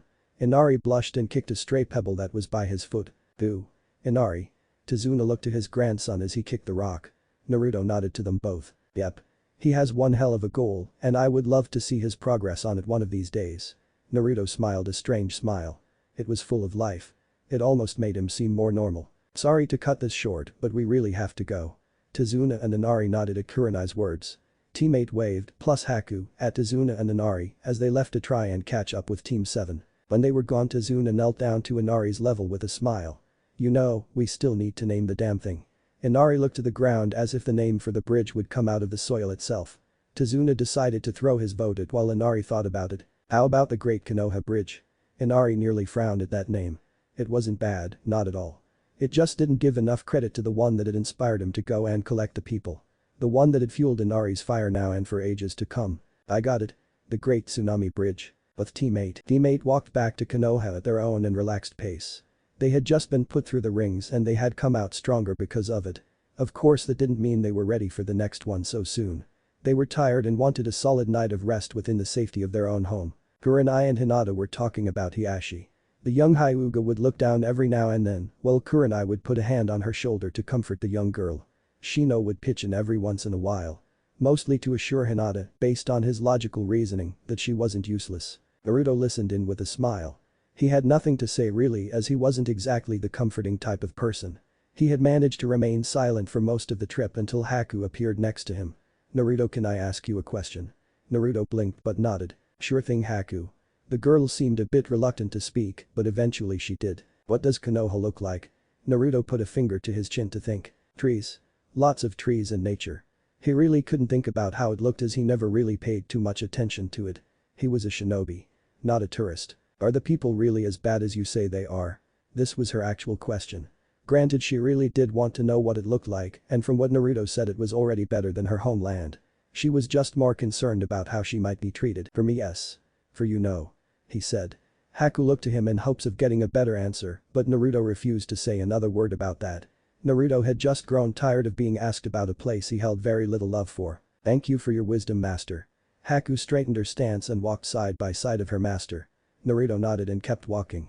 He had tried several times to get her to just call him Naruto, but she just couldn't break the lifelong habit. "Naruto?" Haku called out again. This time was much more quiet than last time.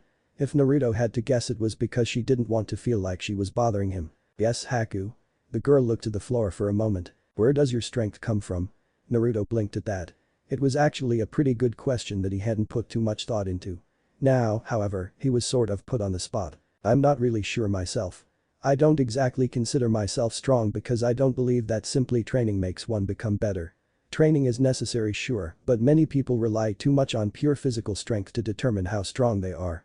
Personally, I think the strongest person is the deadliest. That person who people are afraid to test or fight. The person that wins without ever needing to fight. Naruto stopped to take a breath. I guess you could say I draw my strength or willpower from my family. Never met them, but I want them to know that I am doing my best to make them proud. Haku thought about it for a bit before nodding. He made a good deal of sense to her. She believed that true strength comes from wanting to protect precious people. Naruto became strong to impress and honor the memory of his precious people. Again, thank you, she said calmly. She had a lot to think about once more. Kurenai had slowed her walking to match up with Naruto. Hinata and Shino did the same. So team, how are you all feeling? Naruto frowned, Hinata pushed her fingers together, and Shino just kept walking. I think it went well for all of us. Hinata glanced at Haku for a brief second. The older woman smiled at her when she did. Hinata smiled slightly but hid it under her hair. I agree with Hinata. I think it was a nice experience. Naruto commented. I am in agreement with my teammates. The overall experience gained from these series of events will be immensely useful in future situations. The rest of the group nodded. Glad to see you all got something from this. When we get back I would like for us to rest a day before getting back to training. The genin nodded. Say Haku. Yes. Haku responded to the woman. When we return to Konoha we will have to report to the Hokage. Are you sure you have your reasons for wanting to join straight? Haku frowned. Was wanting to follow her master and not be hunted such a hard thing to believe? Of course. I am ready when we get there. I assure you that the Hokage will find some use of me. Kurenai smiled and nodded. Just wanted to make sure you are ready. If we move at a shinobi's pace we could be at the village in under 3 hours. Or would you all rather walk? She was rewarded with Naruto taking off towards the village at full speed. Haku quickly dashed after him. The rest of the group shrugged at each other before following their example. Yondaime's office, teammate reporting and Lord Hokage. The bored tone of the Hokage's assistant buzzed in. Minato looked up from his paperwork and hit the buzzer with a tired sigh. Send them in please. Minato put his feather tip back into the ink and leaned back in his chair. He had just finished the debriefing with Team 7. To say he was impressed was an understatement. He smiled as Kurenai, Hinata, Shino and Haku entered. His perfect smile slipped slightly when his hit Naruto, but he hit it well. Lord Hokage, Kurenai and her team bowed at the man. Reporting our missions as a success. Minato nodded and opened a book of mission records. Ah yes, here it is. The first mission was a C-rank delivery mission. The second was a A-rank support mission. Kurenai nodded at them both. She was proud that her team had managed to pull both missions off with ease. Yes, those were the missions. Minato nodded and stamped the completion seal on the missions. Right. Good job everyone. The check will be delivered to your addresses when a mail carrier nin is available. Kurenai cringed at that. She remembered when she was a chunin and had to perform that job. Now for the most pressing issue in the room. Haku. Said female came forth and offered a slight bow. I take it the trip wasn't too rough on you? Minato asked with actual concern in his voice. Naruto wanted to snarl at the man. Kindness to a total stranger but not a homegrown shinobi. The trip went very well. Minato nodded. Haku seemed to be a respectable sort of person. Well, I guess there is no point in dancing around the subject. I hear from my former student Kakashi that you want to join Konoha. Haku sucked in a breath and nodded. The moment of truth had arrived for her. She had been generally nervous about this ever since it was brought up. Then he asked the question Haku had been asking herself this entire time. Why do you want to join Konoha? Haku compassed herself before answering. Where I am from there is a civil war going on. People with bloodlines are being hunted as if they were animals. I learned through one of your shinobi that Konoha cherishes its bloodlines and protects them and respects them. I could think of no better place to put my trust into and to entrust my future children lives to. Minato leaned forward in his chair and smiled. Yes, that is true. Konoha tends to take great care of its bloodlines. Next question, why should I let you join? Haku frowned slightly. Always came down to what people could gain. I am the last of my clan. Konoha as a whole would gain a brand new clan to defend its walls with. I myself have been personally trained by Zabuza Mamachi and consider myself to be rather skillful. Minato smiled and nodded. He had already planned to let her stay in the village. He just wanted to hear her reasons with his own ears. Very good. Well then Yuki Haku, welcome to Konoha. Minato said with a big smile on his face. Haku blushed slightly at the sight. The man was indeed attractive, but based on what Naruto had told her, she wanted nothing like that with him. Thank you Lord Hokage. I do have one stipulation to my joining. Minato raised a brow. Yes? He asked curiously. Haku narrowed her eyes at the man. I will have children eventually and only with the people I choose. If you were the council attempt to force someone on me I will not hesitate to disappear. Haku said with an icy tone that made the hole drop several degrees lower. Oh of course. No problem. We still have some stuff to go over. So teammate if you could excuse us. Good work today. Teammate left and shut the door behind them. Naruto really didn't want to leave Haku in there by herself, but he figured she could handle herself. Soon the group split up to go to their individual homes. But Naruto walked casually on the streets of Konoha. He noticed the normal glares he received, but he could honestly care less at this point. He had spent the last few weeks staying up all day and sometimes even all night to watch over the bridge and its builder. All he really wanted to do now was relax without looking over his shoulder. Granted he still kinda had to do that here, but it was mostly civilians and the like. So like any normal person would he just walk the streets. He intended to stop by that dango place again to maybe see if he could meet up with that crazy lady. He couldn't be sure, but he felt like she could understand him better than most. Hello, Naruto. A tired and elderly voice called out. Naruto turned his head to see a man in bandages on his arm and eye on his body. He raised a brow at the man but kept walking. Hello. He had no clue who this man was. He did know one thing. He was downright creepy for sneaking up in him like that. I'm sorry. I should have introduced myself properly. My name is Danzo. Naruto nodded. He had heard of Danzo from Hiruzen. But for some reason the old man never told him much about the man. You're on the council, right? Naruto asked curiously. He kinda sorta knew that he was but wanted to be certain. Danzo nodded curtly in response. Yes I am. I actually came to see how your mission went. Danzo asked simply. Naruto couldn't tell if the man was sincere, but he felt that no harm could come from such a simple answer. As well as could be expected I guess. Zabuza was a bit of a pain though. The black-haired boy admitted. Danzo smirked at that. Yes I suppose an A-ranked missing nin would be a bit troublesome to most everyone. Naruto couldn't help but to agree with that. Also I hear you have managed to rescue someone from the clutches of Zabuza. Naruto stiffened slightly at that. Yeah and what of it? Danzo waved his good hand dismissively. I meant nothing foul I assure you. I am simply proud that a leaf shinobi can't see outside the normal pentameters of a mission. I'm sure that you rescued this Haku on your own accord. Naruto nodded dutifully. Yeah I thought it would be better for her to live. The only bad thing she has done was work with Zabuza. Danzo smirked again while Naruto sheepishly rubbed the back of his head. Very wise of you. Now Konoha has another clan and it is all thanks to you. Naruto blushed under the praise. People rarely ever praised him so this was new for him. A silence passed between the two before Danzo spoke again. Well Naruto I must be leaving you now. Thank you for your service and gift to Konoha. And with that the creepy man left as fast as he had appeared. Naruto smiled briefly before speeding off to go to the dango shop. The top of a roof that overlooked the street a man stood with a single eye that watched the boy run. Minato may not see it, but I do. You are just a push away from flying off the handle. I will not let such a promising young shinobi leave. Not again. Dango shop. When Naruto arrived at the dango shop he was actually a bit upset. Anko was nowhere to be found inside the shop. Though it looked as though someone had been there moments before he had arrived. That's around the time that he felt a kunai pressed up against his throat. Hello brat. Naruto frowned at her. I have a name Anko. The purple-haired woman smirked at that. Over the past 2 training months they had gotten somewhat familiar with each other. Yeah and when you become respectable I will call you your name. Naruto raised a brow at that. What exactly would make me respectable? He asked with curiosity in his voice. Anko quickly moved her blade up and slashed Naruto's cheek, drawing blood. She released Naruto from her grasp as he turned around. Anko licked the blood and smirked to herself maybe a better taste in food. Naruto frowned. Look I said it was good. It just isn't the best. She threw a kunai at his face. He dodged it swiftly with a scowl on his face. And that's exactly why I do these things to you. She smiled. Pretty sure you're the only one that loves it that much. He muttered under his breath, rubbing the back of his neck. What was that? She asked in a voice that promised pain. I said did you hear about my mission that I just got back from? Anko went into the dango shop and sat down.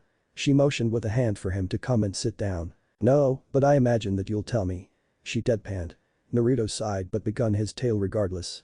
He told her of every detail that he could remember from the trip. Most of the time she just nodded and sucked down more dango. The only time she looked interested were when Naruto mentioned Zabuza and Haku. When he was finished Anko leaned back in her chair and propped her feet up on the table. Sounds like an interesting time brat. She paused when she remembered something. Say, aren't the Chunin exams up soon? Naruto shrugged. No clue. Kurenai-sensei never told us anything about that. Anko smirked and closed her eyes. I'll make you a deal squirt. Naruto frowned deeply. Yes? He asked through gritted teeth. Anko snickered. Well with that attitude I just may keep my mouth shut. Naruto glared at the woman. Not that she could see it behind her eyelids. Anyway, despite your rudeness, I am still willing to offer it. Naruto sat silent, his patience being used up by the woman. If you do, by chance, make it into the Chunin exams and manage to get to the third stage, I will personally train you for the month you will have off. Naruto raised an eyebrow at her offer. What exactly do you get out of this? He asked curiously.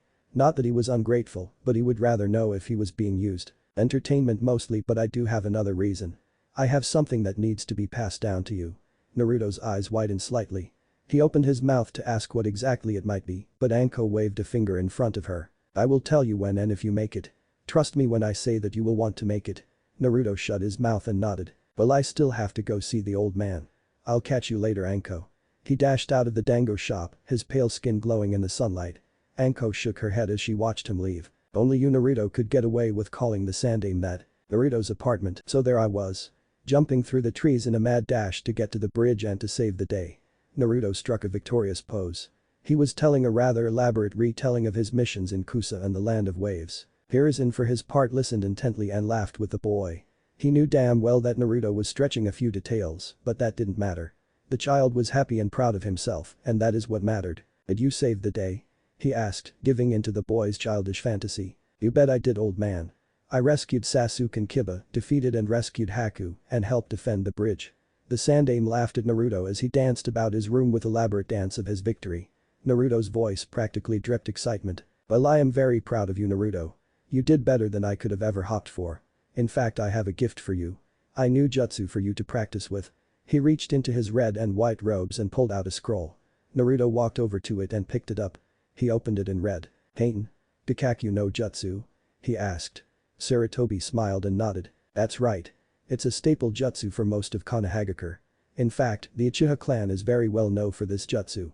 As is my clan. Naruto brightened up instantly. Cool. I get to learn a jutsu from the old man's clan. He caught himself and regained his composure. I mean, thank you. He gave a slight bow. Oh, so you do have some manners then? The old man taunted. Naruto looked up and stared at the man with an evil intent. Sarutobi met the glare with his own. Several tense moments went on before the two burst out into laughing. I almost thought I had you. Naruto commented sadly. Sarutobi rose to his feet and smiled. Maybe one of these days.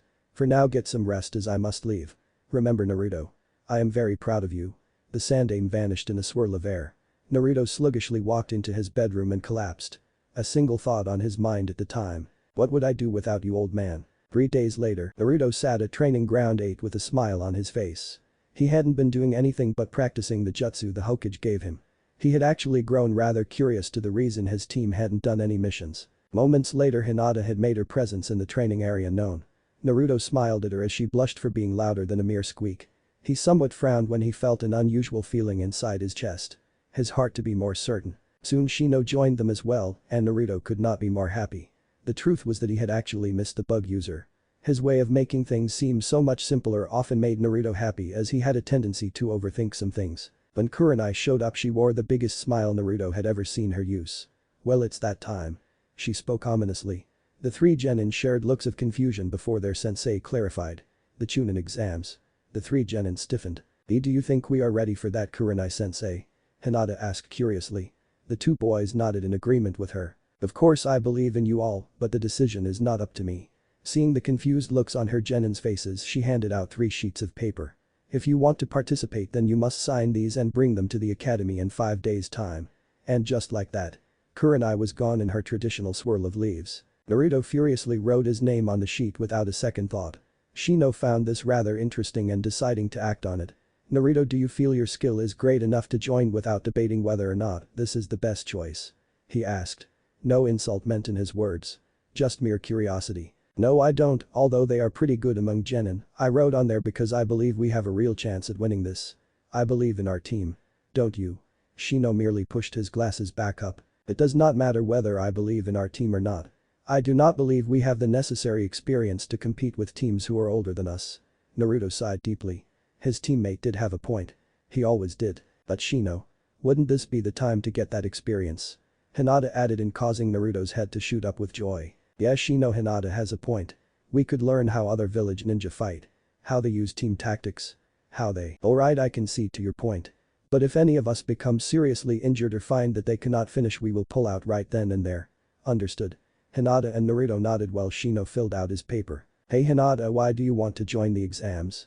Shino kinda gave his reason and I gave mine. What's yours?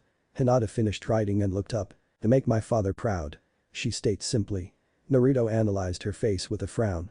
Hinata was putting on a brave face for the group. On the inside she looked to be about 2 seconds away from bursting out in tears at the mention of her father. Hinata, if you don't want to do this then don't push yourself. None of us will bully you into going or look down on you if you don't want to. Hinata honestly contemplated his words. For some reason she couldn't help but feel drawn to Naruto when he spoke like this. No, I promise I want to do this. Naruto smiled and patted her on the shoulder. Hinata felt confused at the moment. She loved Mino, so why was Naruto making her feel all giddy? She would need to think about that later. And so the three genin filled out their sheets in preparation of the exams. Outside Konoha's walls, a silver-haired man waited in the shadows to deliver a message to his master. He had been waiting for roughly an hour now, but he knew better than to complain. A few moments later the master had shown up. The silver-haired man dropped to one knee to begin his report. Lord Orochimaru. He greeted. Orochimaru frowned at him. Kabuto. What is it? I am very busy, so do not waste my time. Kabuto rose and pushed his glasses up. Lord Orochimaru, do you perhaps have any children that are blood-related? Kabuto asked. Orochimaru gripped Kabuto by the throat and lifted him off the ground with his right arm. Why do you ask? He asked ominously. Because I have seen him. He said through a strained voice. Orochimaru released him and began to think. He must have survived. This throws so much into play. He said to himself, but Kabuto heard it regardless. Kabuto, I want you to find out if he is entering the exams. If he is, then ensure he and his team makes it to the second round. And just like that, both master and his assistant were gone. A new set of plans being put into motion. Kurenai sat in a room with her fellow jonin. Like most of the others in there, she was a bit nervous. Maybe even a little bit more so than others. This was her first genin team and as such was like her first impression among the other jonin. Plus she didn't want them to get hurt during this test. She snarled slightly when she thought about her team being hurt. She had learned from Naruto that Sasuke had used a mix of berries that he learned from Clan's book to poison him. This not only weakened Naruto greatly but made their mission twice as hard. She had brought it up to Kakashi and they decided to talk about it when they got back to the Leaf. The main reason was to uphold the image of Konoha in a foreign land to appear to be a unified front in front of Haku. Till then she had just done her best to keep the two separated and to soothe Naruto out of his rage. For the most part it had worked. Although it would not have worked nearly as well if Haku hadn't helped out by just being around and training with him. When they got back to the Leaf, however, Kakashi had attempted to brush everything under the rug. The lazy jonin merely acted as though nothing had happened and Kurenai went up in flames over it. The Uchiha had harmed another Leaf genin in an attempt to gain more pride. She mused to Kakashi that he was being this way because of what happened with his teammates and the guilt he felt over Obito. All she got in return was a cold glare before he vanished in a swirl of leaves. She knew that was the cause and had decided to stray from Kakashi for the time being. No need to cause waves, right? Hey Kurenai. The gruff voice of Asuma rang out to Kurenai, pulling her from her own mental train. She smiled at the sight of Asuma. He was a well-welcomed distraction from her disastrous thoughts. Hello Asuma. She responded curtly. The tan man took a long drag of his cigarette and blew it out the corner of his mouth. How are you holding up? He asked suddenly. Kurenai let a barely audible sigh escape her lips. I guess I could be better. I'm just worried, I guess. Asuma nodded after ashing his smoke. That's understandable. I think every sensei in here is, even if they won't admit it. But it's in our home. No better place to start them. He concluded sagely. That was my thoughts too, but some of this genin, they weren't even that bad when we were genin. Asuma snorted but nodded his head anyway. Yeah, but this year is different. All full of winners, this one. Kurenai couldn't help but to agree with him. If her team was any kind of marker, then this year would most certainly be full of winners and champions. They just had to grow. Yeah, well, I wouldn't be so sure. Genma spoke from the side of their conversation. Asuma and Kurenai turned to the Senbon chewing jonin. Kurenai looked a little skeptical, but Asuma seemed to know exactly what he meant. Yeah, I know, but a guy can hope, right? Asuma said in a defeated tone. Kurenai raised a brow at the sudden change in Asuma. He turned her and, upon seeing her confused, explained his actions. Sorry Kurenai, but I heard that Ibiki is the first round proctor. Kurenai looked even more confused than before. Who was this person and why the hell did it even matter? I fail to see how that affects their chances. She asked in a confused manner. Asuma chuckled deeply. He is a piece of work. Ibiki is the head of the program here in Konoha. Kurenai understood now. To even be in it was a red flag in Kurenai's mind. But to be the head of such a department. A wave of red flags. Please be okay, she thought grimly as her mind wandered off, thinking of what they might be doing at this moment. With teammate Naruto, Hinata and Shino all arrived at the academy. Various memories ran through Shino and Hinata's mind as they were brought back to the place of their graduation. The only memory Naruto had of this place was the fight with the Uchiha, and that just made him angry. Something wrong, Naruto? Hinata asked him, jarring him from his memory. He gave her a thankful smile and shook his head no. She smiled at him before facing the building. Shino pushed his glasses up. While it is a rather nice building to look at, I believe we need to go in for the exams. Shino said rather bluntly as he walked in. The other two soon caught up to him and were walking in step. Hinata noticed that something was off when they came to the steps of the academy. Byakugan. She whispered, the veins on the side of her head bulged out. She was instantly granted a near 360-degree view of her surroundings. She stopped both of her male teammates and let a few people pass ahead of them to be sure. What is it, Hinata? Naruto whispered to her. Hinata just stood there and looked around. That's when she saw her cousin's team go through the door. She then watched as the Uchiha and his team made it through. She blushed deeply when she realized the Sakura was not among them, instead it was Mino. The Yondaime's son had joined the exams. The stairs and door had a Jinjutsu on them. I just wanted to make sure before I told you. She spoke just loud enough for her team to hear her. Naruto smiled and nodded. Good job, Hinata. Shino nodded in agreement. A logical move, Hinata. Most certainly praiseworthy. Together the team made their way upstairs and to the door being guarded by two rather large genin. Naruto held up a hand and walked into the room without their permission. Hinata and Shino walked in right behind them. The two genin looked at each other and shrugged. Most genin at least stopped to talk to them. Seems that these genin were in no mood to be stopped, so they just let them pass. But bet your bottom dollar that they were going to give the next team hell. When teammate entered the room, they weren't quite sure what to think. People and teams from all over the elemental nations. This place was nearly bursting with the amount of people inside of it. The team looked around for any sign of their graduating class. Eventually they did spot them. All of them were crowded around some older-looking kid with glasses and some weird purple outfit on. There was something that Naruto didn't quite understand. Who the hell was the kid with the red hair and bright orange suit? Together they walked over just in time to catch the tail end of the current conversation. Word is that he has never been injured on a mission before. The group of genin gasped. Even Naruto was a bit interested as to who could have done all his missions unharmed. What are you doing her, idiot? Sasuke said aloud. The red-haired boy next to him looked like her was going to retort till he followed his gaze and saw that it landed on the pale Naruto. How many times do I have to save you or beat you in a spar before you realize you are weaker than me? Naruto taunted with a smirk, crossing his arms over his chest. Sasuke began to see the when Ino latched onto his arm with mortified expressions. Yeah, how dare you hurt Sasuke? And for your information, you could never beat Sasuke. He is an Uchiha after all. Ino joined in, coming to the rescue of her idol. Naruto's smirk turned into a full-blown smile. Is that so? Why don't you ask him? Ino looked up to Sasuke's face to see it riddled with shame. They knew, at that moment, that Naruto was right. They just refused to believe it. Sasuke violently shook his arms. Get off of me. He said dangerously. Ino instantly split off of him and returned to her normal position with her team. Mino scratched his red hair and frowned. Hey, who are you? He asked loudly. Naruto turned to the redhead and felt his blood boil. This child looked exactly like the accursed Yondaime Hokage if he had red hair. The goofy look on his face made him all the more upset. Suddenly a hand landed on his shoulder. He looked up to see the same silver-haired man from before. His name is Naruto. Naruto, this is Namikaze Mino. Son of the current Yondaime. Naruto tore his gaze off the older genin and stared at the Namikaze. Mino felt a little uncomfortable under his gaze and couldn't help but to feel that if Naruto caught him alone, it wouldn't be pleasant. Naruto turned to the older genin. It is rude to know one's name without saying your own. He gave him a small smile. Kabuto let a small grace his features. Already this kid was better than his father in terms of violence. My name is Ikushi Kabuto. He inclined his head to the short genin. Naruto nodded to him. A pleasure to meet you. May I ask how you know my name? Naruto inquired. Both Shino and Hinata wondered the same thing. Everyone knows about the genin who never entered the academy but still beat the number one rookie. His explanation was one that was vague but still held its weight in merit. Naruto accepted it and turned back towards Sasuke. Say, where is your pink-haired teammate? Sasuke huffed and turned away from him. Mino raised his hand to answer. Sakura was hurt on her last mission and when she came back she reopened the wound. She couldn't make it so I had to take her place. Mino actually looked a little upset at that. Like he would rather have Sakura here than to have himself be here. Alright brats, it's time to begin. My name is Ibiki and I will be the proctor of the first exam.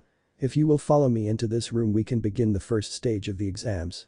The gruff and heavy voice of Ibiki called out, effectively silencing the entire room. Soon everyone got their rears in gear and hurried to their marked seats. The testing room was large enough. This will be a written portion. Naruto mentally patted himself on the back for guessing that. He listened intently to the words the man spewed out and tried to find the rhythm to them. Apparently you had to cheat but you couldn't get caught. And it was just his luck that he got stuck next to the Namikaze. Again. Naruto heard that word loud and clear, but he sorely wished he hadn't. For when he turned his paper over he couldn't help but to groan. Some of the questions on here were absolutely crazy hard or too difficult to decipher. What the hell is this? If Ninja A uses a Kaiten Jutsu on Ninja B from point X, will the Jutsu have enough time to fully develop before impacting? How the hell was someone supposed to answer that? There were so many variables it was nuts. Like how skilled the person was or their nature or the amount of chakra etc. Granted Naruto did know a few of the questions. A few math ones and some science ones he figured out rather easily. But the rest were just far too much for him to even think about handling. He could only hope that his team was doing better. This test was a mediocre thing for Shino. He had made out the purpose of this test the moment the rules were explained to him. He had to cheat for vital information, but he could not get caught. If he did then his team and him would suffer for it. So Shino set out to cheat. He knew some answers, but not nearly enough to know everything, and information was vital. He needed to find someone who had the smarts for this test. Someone who would know exactly what to put for the answers. So to complete his quest he sent out a small bug that flew around the room. The bug looked for any kind of chakra signature that was way too calm for the situation. This would signal the bug to go to that person as they obviously had the answers. Either that or they were just too dumb to feel any sort of disturbance. Eventually he did find such a person. A genin was scribbling down answers at an impressive rate. The bug landed on the shoulder of this genin and began to copy down the answers. Shino recalled the bug after it had copied one answer. The bug began relaying the information and Shino began writing. Hinata was simply doomed. She had the brains to make it in school sure. She even had the fighting style to cut as the #1 fighter of her graduating class. But put her in a room filled with pressure, Mino, Naruto, and a creepy proctor, and she was bound to freeze. She had actually smiled when she thought of Mino and Naruto. She would often compare the two boys when no one was around. Mino had a wonderful smile, but Naruto's smile was one that showed strength despite the pain. Mino was just a kind person while Naruto was kind because he knew what it was like to be harmed. She shook her head. Now was not the time to get lost in dreamland about the two most prominent men in her life. She actually only really had Naruto. Mino was nice sure, but Hinata could not remember a single day in which Mino had even noticed her or anything. Like it was all some test to him. Test. She had a test to do. She quickly activated her Byakugan and leaned her head forward so her hair covered up her eyes. She looked around in search of answers. It seemed that Shino had found a person with the answers which made Hinata feel better. This way it was more like teamwork than cheating.